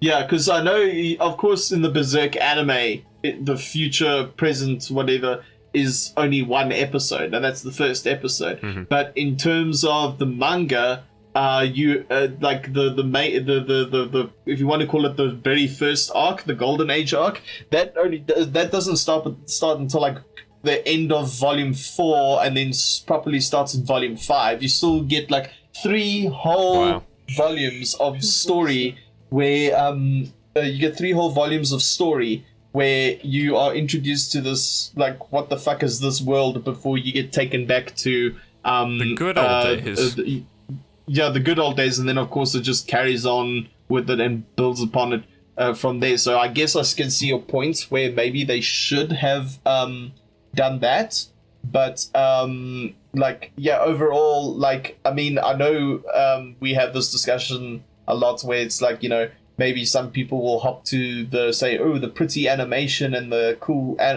you know, the cool character designs and the music, and like, I won't deny that is a part of it, but like I would say in my case that yes, the, you know, like any good product should catch your eye, but like what interested me about it is, like I said, the time travel thing was part of it, but I think having it in a setting that was not fantasy based or a normal modern setting, at least kind of in a strange way, even though there weren't enough episodes or anything like that to make it, as you say, maybe something long lasting or appealing to many people or whatnot. I think it's just it's just it could have done better with maybe a bit more episodes in order to execute it better, but I'd say having it take place in a more futuristic setting is what made it feel refreshing for me. And then of course, like I said, maybe after you know, the story and everything like that, like, yes, it does have very pretty visuals, it does have really good music, the action scenes are very memorable and whatnot, and it makes for good AMV clips and whatnot. But I do see where you come from, where like maybe, you know, the payoff's not the best, or maybe it's not easy to relate to a character that's literally a robot. You know what was funny? So I wrote this down when we were discussing it on the OCA podcast, but the premise of him sending or whatever, time traveling the data back to the past or whatever, I wrote down his quote. He realized that he could turn the android's consciousness into data, and I'm saying here, like, I thought it was data, but okay, let's run with it. So he could turn it into data, and then he could send that to the past. It has like no information. Like, why give us that information if there's nothing that conveys how you do it? You just kind of say, he does the thing because he does the thing. I just thought that was funny. I'm not actually too upset about that. I just think that was kind of a hilarious detail. Yeah. But yeah, but I do get where you're coming from. That's my anime that I'm going to talk about this podcast, I guess. Okay, awesome. Well, I recently finished a few anime, but I'm not going to go into too much detail with all of them. I guess I'm going to give you what you might call the surface level review that a normie would give you about these different anime, and and then we'll move on to the music segment. So anime that I recently completed was, of course, I've been a huge fan of Higurashi. for some time. I first watched the anime back in 2015 or 2016 or something like that, and I loved every minute of it. And of course, I did find out, I think maybe a few years later, that Umineko was like, it's, you know, like the third installment in the franchise and whatnot. And I was like, oh, I need to check that out. And for years and years, I put it off. And so I only recently watched Umineko. And I've got to say that, you know, despite its ending and certain other aspects about it as well, where it goes from, I would say its one weakness is it goes off from being like this genuine like, if you want to call it like horror kind of show, to something where all of a sudden the more the deaths gets happen in these more like over the top magical things and whatnot, you know, like you go from a group of people just trying to move from room to room in a house, and you don't really see Beatrice half the time, and then, you know, you see the when the deaths happen, you don't necessarily see how they happen, or if you do see how they happen, they like pretty simple but still terrifying supernatural ways of how they happen, to then going to like, oh, two witches are battling it out and summoning towers that shoot fucking lances and shit like that, you know, like when it gets like that ridiculous thing where you up the scale, like that yeah, like that sort of thing, I would say was a bit of its downfall, as well as, like, as you say, its ending where it just like doesn't solve the mystery. But you know, in context of the time period where it came out, you know, like not all of the manga was out. They didn't have enough how should we say, source material information to conclude it, because apparently the ending is an original ending. And then not only that, but when they ended it, when you see the credits, it says see you next time. I'm guessing they were hoping they were going to make a sequel, but it never happened. So if you take all that into account, I can somewhat forgive it for it, but I mean, I'm still upset that the mystery didn't get resolved, even if it was an anime original resolution and everything like that. I am a bit upset about it, and yes, some of the elements later on got ridiculous, and maybe the whole adding of too many additional witches and other things in the cast, like, could have, like, in some strange way made it from being like having this one threat to having it be like, oh, somehow this family is important to every witch on the planet. But but despite all those little gripes about it, I actually really enjoyed it, especially the first two timelines, if you want to call it that, like the original one where everyone dies and don't spoil. I don't think I finished that one. I should have said spoiler alert before that, but like, you know, the thing is like, you know, I liked the original timeline, because the original timeline where, you know, Battler finds himself in the situation that he's in is good, because you don't actually see Beatrice other than in the portrait, and you only see her at the end. Like, she's this like haunting presence on the estate, which I thought was really well executed. And then, of course, the second one, which I won't go too much into because I know you never watched that far in all the way through, but the what happens in the second timeline and how that one ends with Rosa and whatnot, and Maria and everything like that, that was like something that I could picture if they were had to experiment with the visuals more and have like the Baphomet looking butlers and everything like that, whatnot. If they had to experiment and include some creepy pasta live action or creepy photographs of said things or whatnot, like, it could have been even more scary than how it felt, especially with some of the chase scenes through the mansion. Like, I really loved that. Like I said, those first two parts were so fucking good. The other parts, they were really good in the sense of, like, you know, seeing other sides of the characters, their development, what led them to becoming that way and everything like that. Especially, I felt really sorry for Maria and her background and her backstory. Like, I actually like I literally almost thought I was gonna cry when I saw her backstory and everything like that, seeing why she has that like other personality that gets all like, you know, creepy, where she's like the creepy little kid in the main timeline and whatnot. Like, it was so sad seeing how she got to that.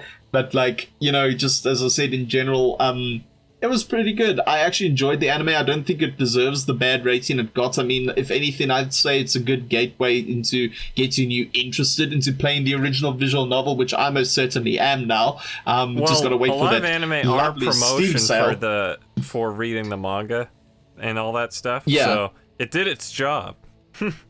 Yeah, it did its job. It's like a gateway metal band, you know. It's the Linkin Park effect, you know. It gets you into the other music and whatnot. But yeah, no, I definitely enjoyed Umaneko. And then also the opening theme. If we had to talk about music about it, opening theme is just, bruh, it's amazing. That nice combination. I completely forgot about that opening. When you linked it and I listened to it again, I'm like, oh my god, yeah, I forgot how good this was, because I only watched like 6 or something episodes, maybe 9, and I remembered the opening. I'm like, as much as I do really like the Higurashi opening, it has such a really cool atmosphere and tone to it. This is probably actually even cooler because it feels more grand. And exactly, I don't know, it just sounds so cool. Not only that, but I think what makes it sound cool is that you're contrasting two different styles. You're almost like contrasting like a very, I'd say almost Celtic, you know, like European style of like or folky orchestral chorus choir stuff meets more traditional Japanese, you know, like folk singing kind of stuff in the vocal technique and everything like that, and it doesn't sound like a J-pop song. It sounds like something that was definitely originally composed to fit the tone of the story. And yeah, it's got a great atmosphere. Absolutely love it. And as you said in the server, it would make for a great symphonic metal track. Symphonic metal track. I'd love to make a cover of that sometime or something. The real question is getting the vocals, though. I'm just like, what do we do for that? Because like you can use a choir plugin, but it can't say words. Like you can't make it say those specific lyrics or anything. So it's like, damn, what do we do? Maybe we should hit up Lindsay Schoolcraft, and maybe she has some contacts. So maybe I don't know. Not saying she does have, but maybe we'll see. Yeah, well. So Lindsay, if you're listening to this, maybe if you're interested, you know, hit us up. And then to quickly move on to the other 3. So I recently finished the Love Live franchise. And I did record a whole video about that, so I don't want to give too much away about my thoughts on it, but all I can say is that I genuinely did enjoy Love Live. I wasn't expecting it to be as good as it was, because, you know, I was only made aware of it, believe it or not, for the listeners out there. I was made aware of it through a slamming brutal death metal band that like parodied the visuals and like made like the musical AMV nods. footage of them being like doki doki while it's like well, no, not even AMV footage. They didn't even have AMV footage. I think like I got introduced to it because like the album art is I can't remember her name. It's the main girl from Muse, the one who started Muse with her 2 friends. It's the main girl, but she's got her like she's been split down the middle and her intestines are hanging out, and it's got that typical it's death metal, it's gore, it's guru art kind of like thing. And that's why I was like, so I guess this is like a Love Live thing. And then of course you got like the musical nods that the guy who started the band, Kiryu Zani, puts like all these like guitar solos or like melodic parts that are like taken straight from the songs from the franchise and everything, which you'll put there as almost like meme kind of things or whatnot in these songs, which is great. I love it. But but so I was introduced to Love Live through that, and then of course through the infamous Nika Nika Ni meme and whatnot. True. But I did enjoy it overall, but I will say that the latest entry in the franchise, Superstar and Nijigasaki High School Idol Club, are probably like my favorite entries. And if we're talking the originals, and if we had to talk about the original story with its sequel and whatnot, the sequel series Sunshine, I would say is actually better than the original, because the original seemed to play it safe in some aspects. You make it sound like it only gets better as you go. It actually does, because like the thing is, the first one, even though it's so held in such high regard by many people, the thing is the first one still feels like it plays things safe kind of, and everything's kind of predictable. It's a typical underdog story where it's like, they're going to start off here and they're going to end off being legends over here, which is exactly what happens. So it's not really spoiling anything. You can tell from the first episode that's how it's going to go.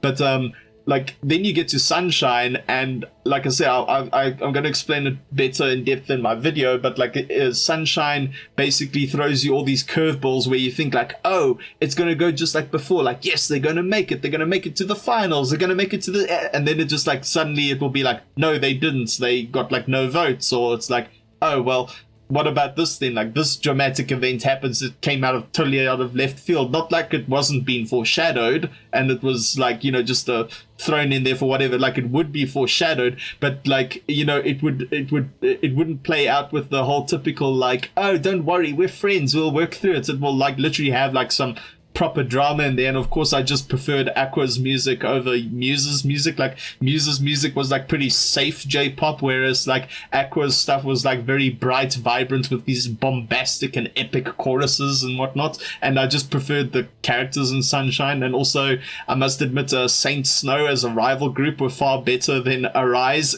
for music, because like you only saw Arise perform a song, but like not even a minute of a song, like maybe 30 seconds of one, and then it was like, oh, they're supposed to be the rival group. Whereas in Sunshine it was like they actually had a relationship with the rivals, and you saw Saint Snow perform several songs, and their best song was probably the one that was performed in the movie, where it was like a straight up like heavy metal track and whatnot. So I was like, this is fucking amazing. But yeah, so but overall, I did enjoy the Love Live franchise as a whole.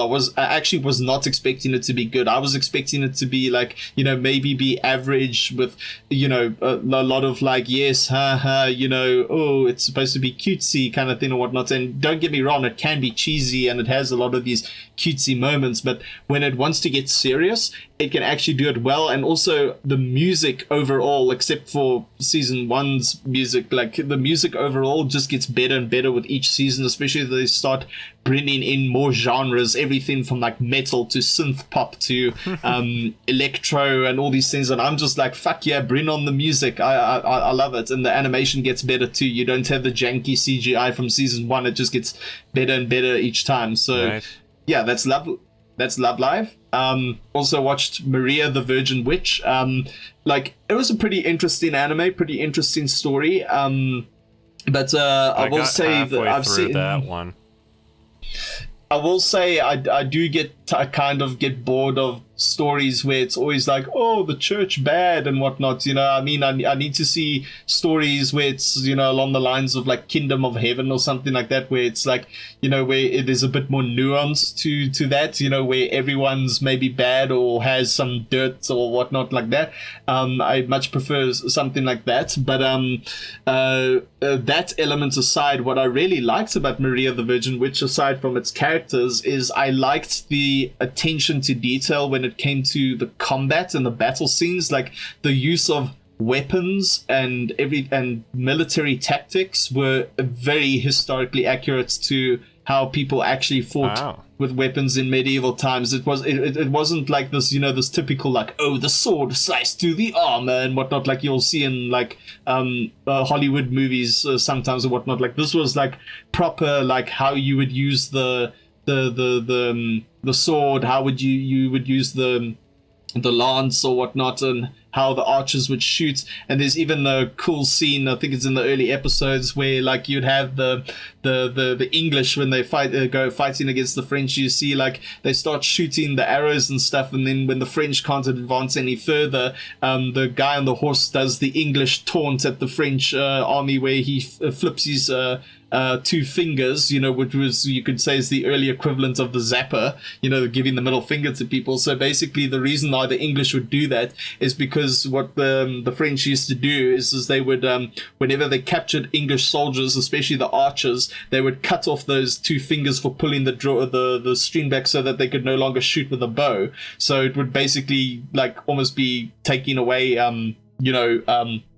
any means of having like your the strongest parts of your army, because like the French had to even invent plate armor and create plate armor to counter the English bows, because they would just penetrate through chainmail and everything like that with ease, especially with how those longbows were made to shoot from such distances and everything like that. Wow. So basically, like, you just see when that guy like does that taunt with the fingers like that, I was just like, I see what you did there, whatnot. So it's got like the combat and the historical accuracy when it comes to that sort of stuff, and the action sequences, except for the magic stuff, of course, is just amazing. And I did appreciate that element of it, and I also appreciate the fact that the story actually ended. It didn't it didn't go like, oh, there's going to be another season, and then wasn't another season. That actually wrapped it up nicely, I'd say. So yeah, that's what I saw. But I think the biggest highlight out of all the stuff I recently watched was Emma Victorian Romance, because not just for the historical accuracy as far as like Victorian lifestyle goes, or even with its casting, there's none of this like modern day revisionist stuff where it was like, oh, these groups of people always used to live in Europe and whatnot, and they used to be nobles too and everything like that. And it's like, that wasn't the case at all. I'm sorry, I hate historical revisionism of any kind, but the thing is, like, what I loved about Emma Victorian Romance is just how, for a show that had no action in it, like some romances can sometimes have from time to time, the show that had no action in it and was just about the everyday life and whatnot of a maid and whatnot, and then just seeing how the differences between the different people who come from the gentry, the upper class, the upper echelons of society, Victorian society, versus the commoners and whatnot, and just how naturally the romance develops between the two characters and whatnot. And it was just brilliant to see. It was the dub was so well done. They actually had like proper British accents and everything like that. It was just really good. The soundtrack, the score, soundtrack score, absolutely amazing. Like whoever composed it's like really like looked into traditional English music, especially what was like the in thing at that time, and would play it like I felt like I was watching that old 90s cartoon adaptation of the Tales of Beatrix Potter. I felt I was watching that cartoon again, and I used to have a few of those on VHS as a kid, so it was really like a like for me like a blast to the past in all literal senses of the word, nostalgia in every way, even though I'd never seen this show before. I've only seen artwork of it and heard people talk about it, but like I'd never actually seen it, and I was expecting it to be similar to along the lines of Black Butler or whatnot, where maybe it would take some liberties with the time period and have some more fantastical looking characters and whatnot. But no, I was surprised by the historical accuracy and just how it felt like I was watching like a period drama back when Hollywood directors and stuff actually used to give a shit about depicting his history accurately instead of trying to pander to Twitter users and whatnot. So yeah, no, brilliant story. Absolutely loved Emma Victorian Romance. So I'd highly recommend it to any history buffs and history nerds up there, as well as to romance fans. While I don't have the second half of Emma, I do have the first season. I was going to get the second season at a certain point because of the Kickstarter. I'd opted to just get the first part that came with the special art box, because the second season I was just like, I can get the regular retail one. I think they actually did kind of bite you in the ass with one of their other Kickstarter campaigns. It might have been Aria, where it's like I don't know if it actually costs more to get the Kickstarter version than to get the retail one. So I'm just like, oh, well, screw that. It cost me so much for the Aria. But regarding Maria the Virgin Witch, I watched half of it a while ago, and I remember it being okay, but all I can remember was they were making so many innuendos, playing off of like, oh, Maria the Virgin Witch and stuff, and I'm just like, okay, I get it, like, okay, like, like it was just kind of getting tired with the comedy, I think, with that kind of thing. But I don't know, I haven't seen it in a good while. But yeah, I did plan to finish it at some point, but it's nice to know that it ends. Yeah. So yeah, no, but the innuendos, yeah, I do agree they can get a bit much, but overall, like I said, I did enjoy it, and especially if you are a history nerd like myself, even if you get tired of the jokes and whatnot, the character development I'd say was still good, and just the historical aspect with the battles and stuff was very interesting. I'm actually surprised a show like that had more realistic medieval combat scenes than Berserk, and I love Berserk, so I was shocked by that. But I didn't even know that was an aspect about it. Yeah, but that's basically all my anime stuff. So I guess let's quickly go into our final segments, music picks of the week. So I've got 3 albums / EPs that I want to recommend to everyone that they go and check out. I will have them linked in the description box for you to go check out. So I guess the first one is the band that I was talking about, where I got introduced to Love Live. And for those of you listening, this name is going to be a mouthful. So it's the band is Dehumanizing Eater Train Worship, and they recently came out with an album called Otaku Slam Heart Anime Side, and yeah, it's it's like a silly meme kind of name title or whatnot, but it's a pretty good EP. It's got a lot of guest features on it, including Tom Barber of Darko and Chelsea Grin. And of course, it's got like rappers like a Gizmo on there. So yeah, and Duncan Bentley, who was in Volvadenia, he was he featured on this record as well. But this song was recorded and released well before the recent incidents where he assaulted the drummer took place. So yeah, but like that whole incident aside, I still think it's the song that he features on is a good one. Duncan is still a good vocalist in my opinion. So yeah, no, I was surprised with this EP. It's a really solid EP. Again, it still plays up the meme aspect, like it will play sound bites from Love Live. It will make nods to the songs and everything like that. And then of course there's a hilarious AMV where like it's showing a lot of like these brutal, violent moments from anime, like Fate Apocrypha and Wicked City and whatnot. But then when it comes to the J-pop guitar solo riff line, then it suddenly switches to K-On! And will show like, or like have the scenes from K-On! All synced to the music and whatnot, which is pretty funny. But yeah, so there was that. This is a pretty good EP I'd recommend for everyone to check out.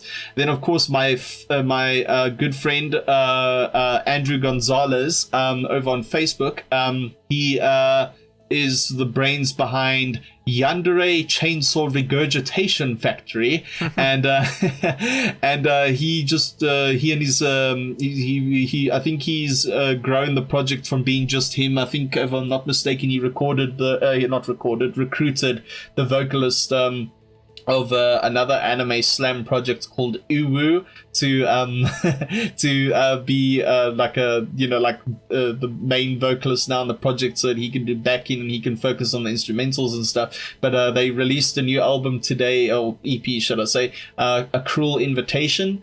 Yeah, I just heard it. I was listening to it before the podcast. It was pretty good. It's probably the like, aside from their record, The Vicious Cycle of Normality.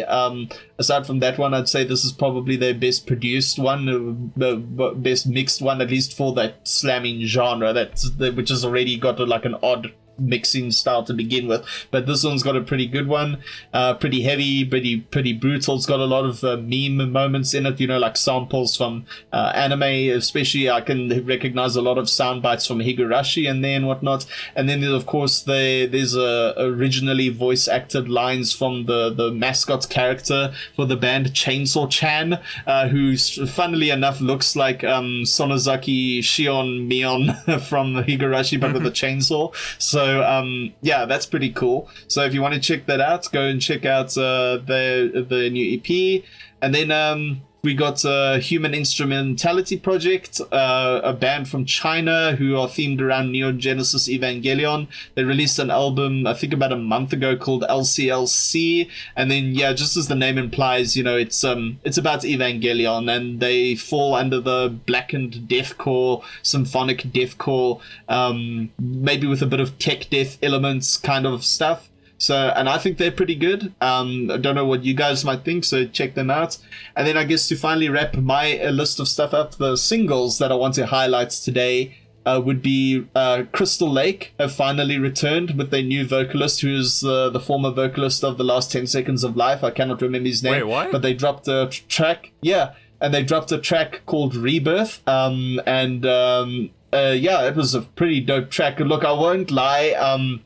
Their new vocalist can't do what Ryo Kinoshita could do, and he doesn't have the same range as him, but Crystal Lake still writes great songs, and they managed to write a song that accompanies his vocals really well. So Rebirth is a great single to check out. So if you're a huge fan of Japanese metalcore and you know Crystal Lake already, check that out.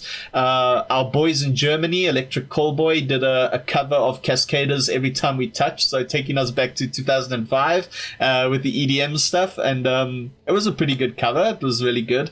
Music video, I like the castle where they shot it in, but I will say that I found the comedy a tad bit lacking compared to their stuff like Hyper and whatnot. It was just a bit too, how shall we say, simplistic with the comedic elements and whatnot. But it was a good cover. The music wise, really good. Then we have Melody by Signs of the Swarm, which I know what Signs of the Swarm normally sound like, but this one I was surprised by the foul influence. So I guess Apothecide would like that, because they actually did have some Humanity's Last Breath influences in terms of having it be more down tempo and have these like heavy foul moments and everything like that. So I was actually shocked by that, because normally Signs of the Swarm like to go balls to the wall, heavy, fast blast beats and all that shit. So I was very shocked that they went more slow and atmospheric and evil sounding.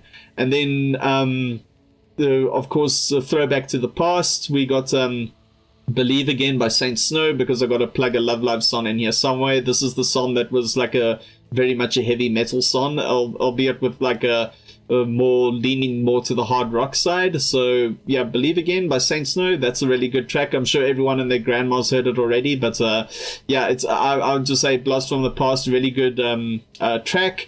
And then, of course, since we talked about Umineko, the what's it, Kata Yoko no Tori by Akiko Shikata, the opening theme for Umineko, that's been on my playlist since watching the anime, and I have a feeling it's going to be on my playlist regularly for a while. It's a pretty good track if you're looking for something that's not your normal J-pop.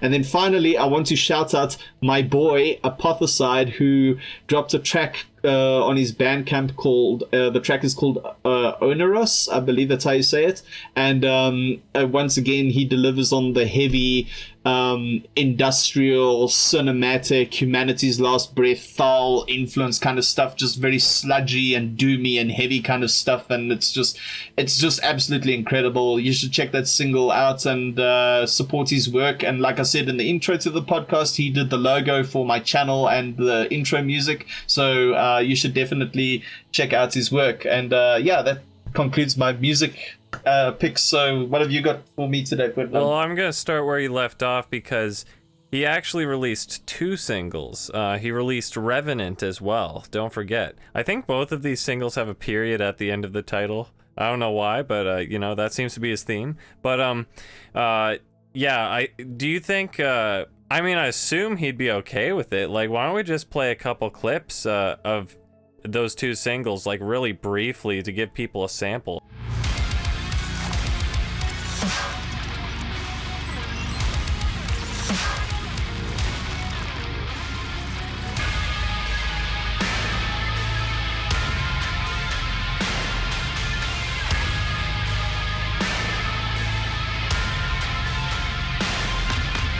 Let's see. I was actually talking to him about where to get started with Humanity's Last Breath, because all I've known is Abyssal Mouth. And he told me to start with the album the title album, Humanity's Last Breath, and I listened to most of it last night. I like a lot of the stuff that they do, and I like the sound. With any album, though, I need to listen to it a lot more to get used to it and to understand what to like about some of it, especially with bands like this where a lot of it can sound samey, which isn't inherently a bad thing, because this happens with a lot of deathcore bands. You listen to it, you binge it, and it all starts to kind of blend together. It's not like you have something to desensitize you to it, so that when it comes back in, it feels good, it hits harder, those moments stand out. Whereas if you're constantly going back and forth between the exact same, like, okay, here's a huge nice slam, here's a heavy breakdown, you kind of get, desensitized to it a bit too much. So you want to desensitize yourself in the other way, where like, I like to listen to stuff like let's say like Bullet for My Valentine or something like that, not specifically, but like metalcore that has like a clean chorus that usually like freshens the palette, or also even just something melodic. And then when you go back to something that's deathcore, then you're like primed for it. You're like, all right, this is gonna hit hard, right? And the same can be said for the opposite, where you listen to the slammy deathcore stuff and it makes the melody pop more. You're more, because if you binge something that's like clean vocals for days, it won't feel as satisfying if you flip between the two. That's what I like to do the most. But so that's kind of the current state of things. Like, after a while, it did start to get a bit samey for me, but once again, I'll have to listen to these probably like on shuffle or in isolation with other stuff to really get a good sense of the best tracks and what really hits. And then, to my surprise, because we were having a discussion about like Aversion's Crown and stuff, he mentioned A Night in Texas had a single that sounded like Aversion's Crown, which I already have the split album that they'd have with Angel Maker, which has the song on it, but I didn't realize that. I think, like, I could be wrong, my ears could be playing tricks on me, but I swear to God, the single version is a completely different mix and sounds a lot better. I actually think it's mastered by mixed and mastered by Buster Odholm of Humanity's Last Breath and Vilharda. And I think he's great. He does good stuff, and he did A Night in Texas's the 2017 album. How am I blanking on this?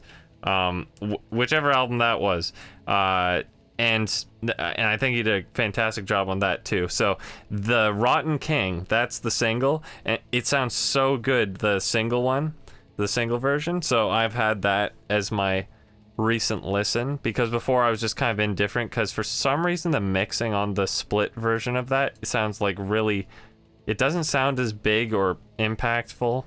So so yeah, that's I'll leave it at that for this week, because kind of like my anime, I don't consume as much as I'd like to recently, so I'll be able to keep some for the next episode, I guess.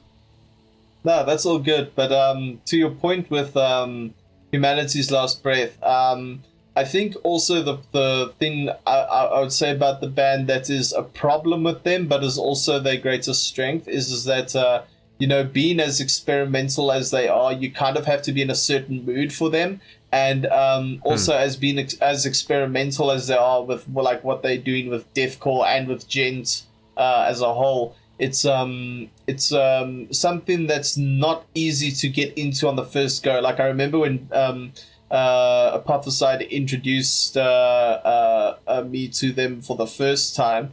He how shall I say this? Like, he started me off with Abyssal Mouth, and then I did proceed to listen to that full album after that and whatnot, but it did take multiple listens to get used to it, what it is they were trying to do. I couldn't get too much into the older stuff, not because it was bad or anything like that. It's just because it was just like, sometimes I'm all for music switching things up and doing all these changes, but sometimes, as you said, what can lead it to make it sound insanely is that sometimes it might not feel like a full song. It just feels like a bunch of ideas thrown together and hoping to present a song. That's what the earlier stuff feels like to me. Like, so like the structure doesn't really feel like it kind of has an arc and then concludes type deal.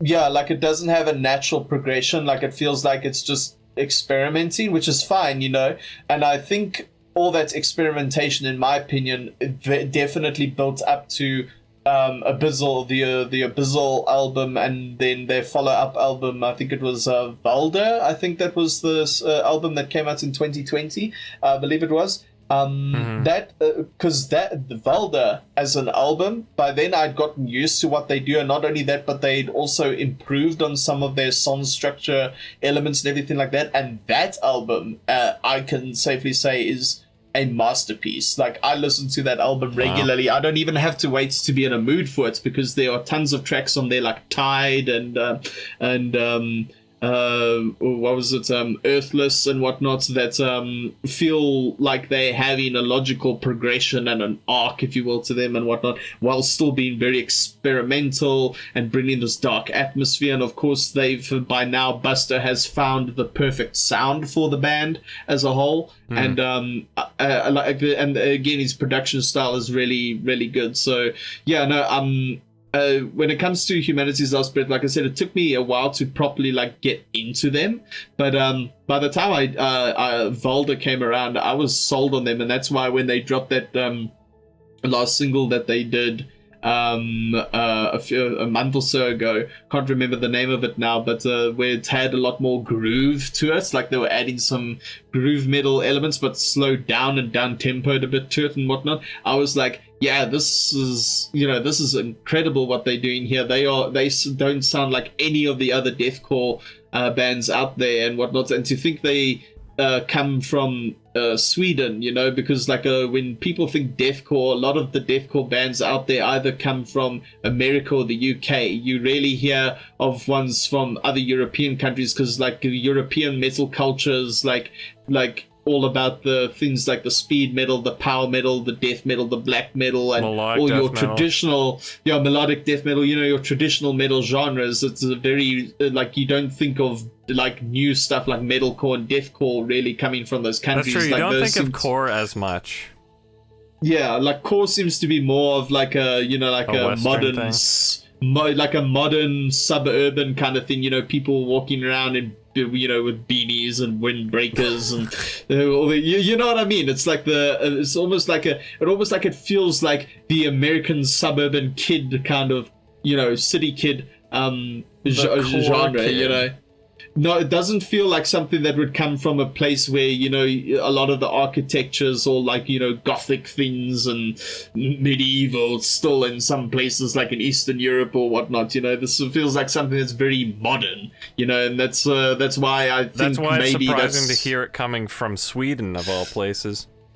Exactly, because Sweden is known mostly for either, if not their pop melodic music, it's melodic death metal and power metal. That's their two biggest exports. So yeah, no, but I'm glad to hear that you're checking them out. And if you do check out the latest stuff, from my side, Valda, I would say, is the album worth checking out if you're looking for something that's, while still having them do the experimentation, it's got some more better structured more well-structured songwriting elements and better conclusions to the song arcs and whatnot. Well, if it gets better as I go, then that's the better journey, if you will. Yeah.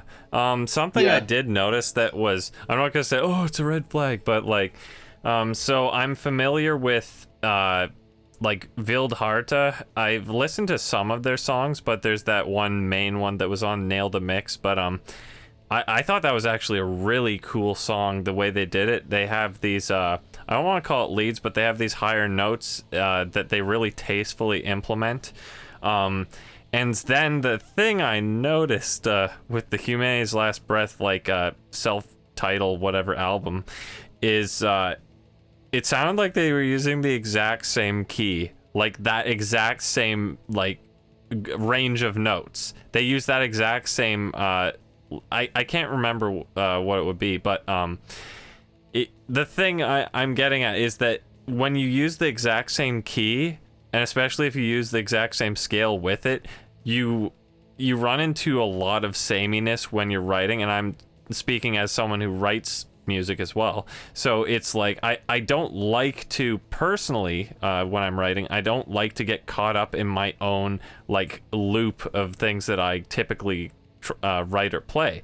And because that's like one of their oldest albums compared to like a new, now granted I'm talking about Vildharda, but I feel like the roots being based on that like that self-titled album, that their newer stuff, if because Vildharda, the one I'm talking about, was like 2019, if their newer stuff is in that vein, then I can foresee some problems of it sounding like them recycling the same batch of notes. So I don't know. I mean, it sounds like they've done a lot of other stuff, so that probably isn't a problem. But, you know, that's just some type of thing I'd be cautious of when writing. So I don't know. I'll have to see how it goes.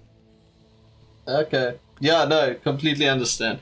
But yeah, and then guys, I guess that concludes this episode of the AnimetalKast. And yeah, I do hope you guys enjoyed it, and that you look forward to seeing future episodes. And yeah, if do you agree with our takes, disagree with our takes and whatnot, be sure to leave us long essay comments down below or whatnot. We'll be sure to read them all. And yeah, no, this was a great return to form, I'd say. Looking forward to doing more of these. And then, yeah, guys, if you did like this episode, make sure you give it a thumbs up, subscribe to the channel, hit the notification bell. Yeah, share it around, all that cool shit. Check out the description box below for links to everything we spoke about during this episode, for all the musicians we shouted out, and of course, you can check out my second channel, my social media, the Patreon, all that cool shit. And yeah, and don't forget to support Apothecide. You know, hit him up if you need any art or music done. Help our boy. Help our boy in Zambia out. And yeah, that's pretty much it. So thank you so much for tuning in, guys. I am AnimetalViking, and my co-host is fddnm, and we will see you again in the next episode. Take care of yourselves, and as always, have a kick-ass day. Cheers. See ya.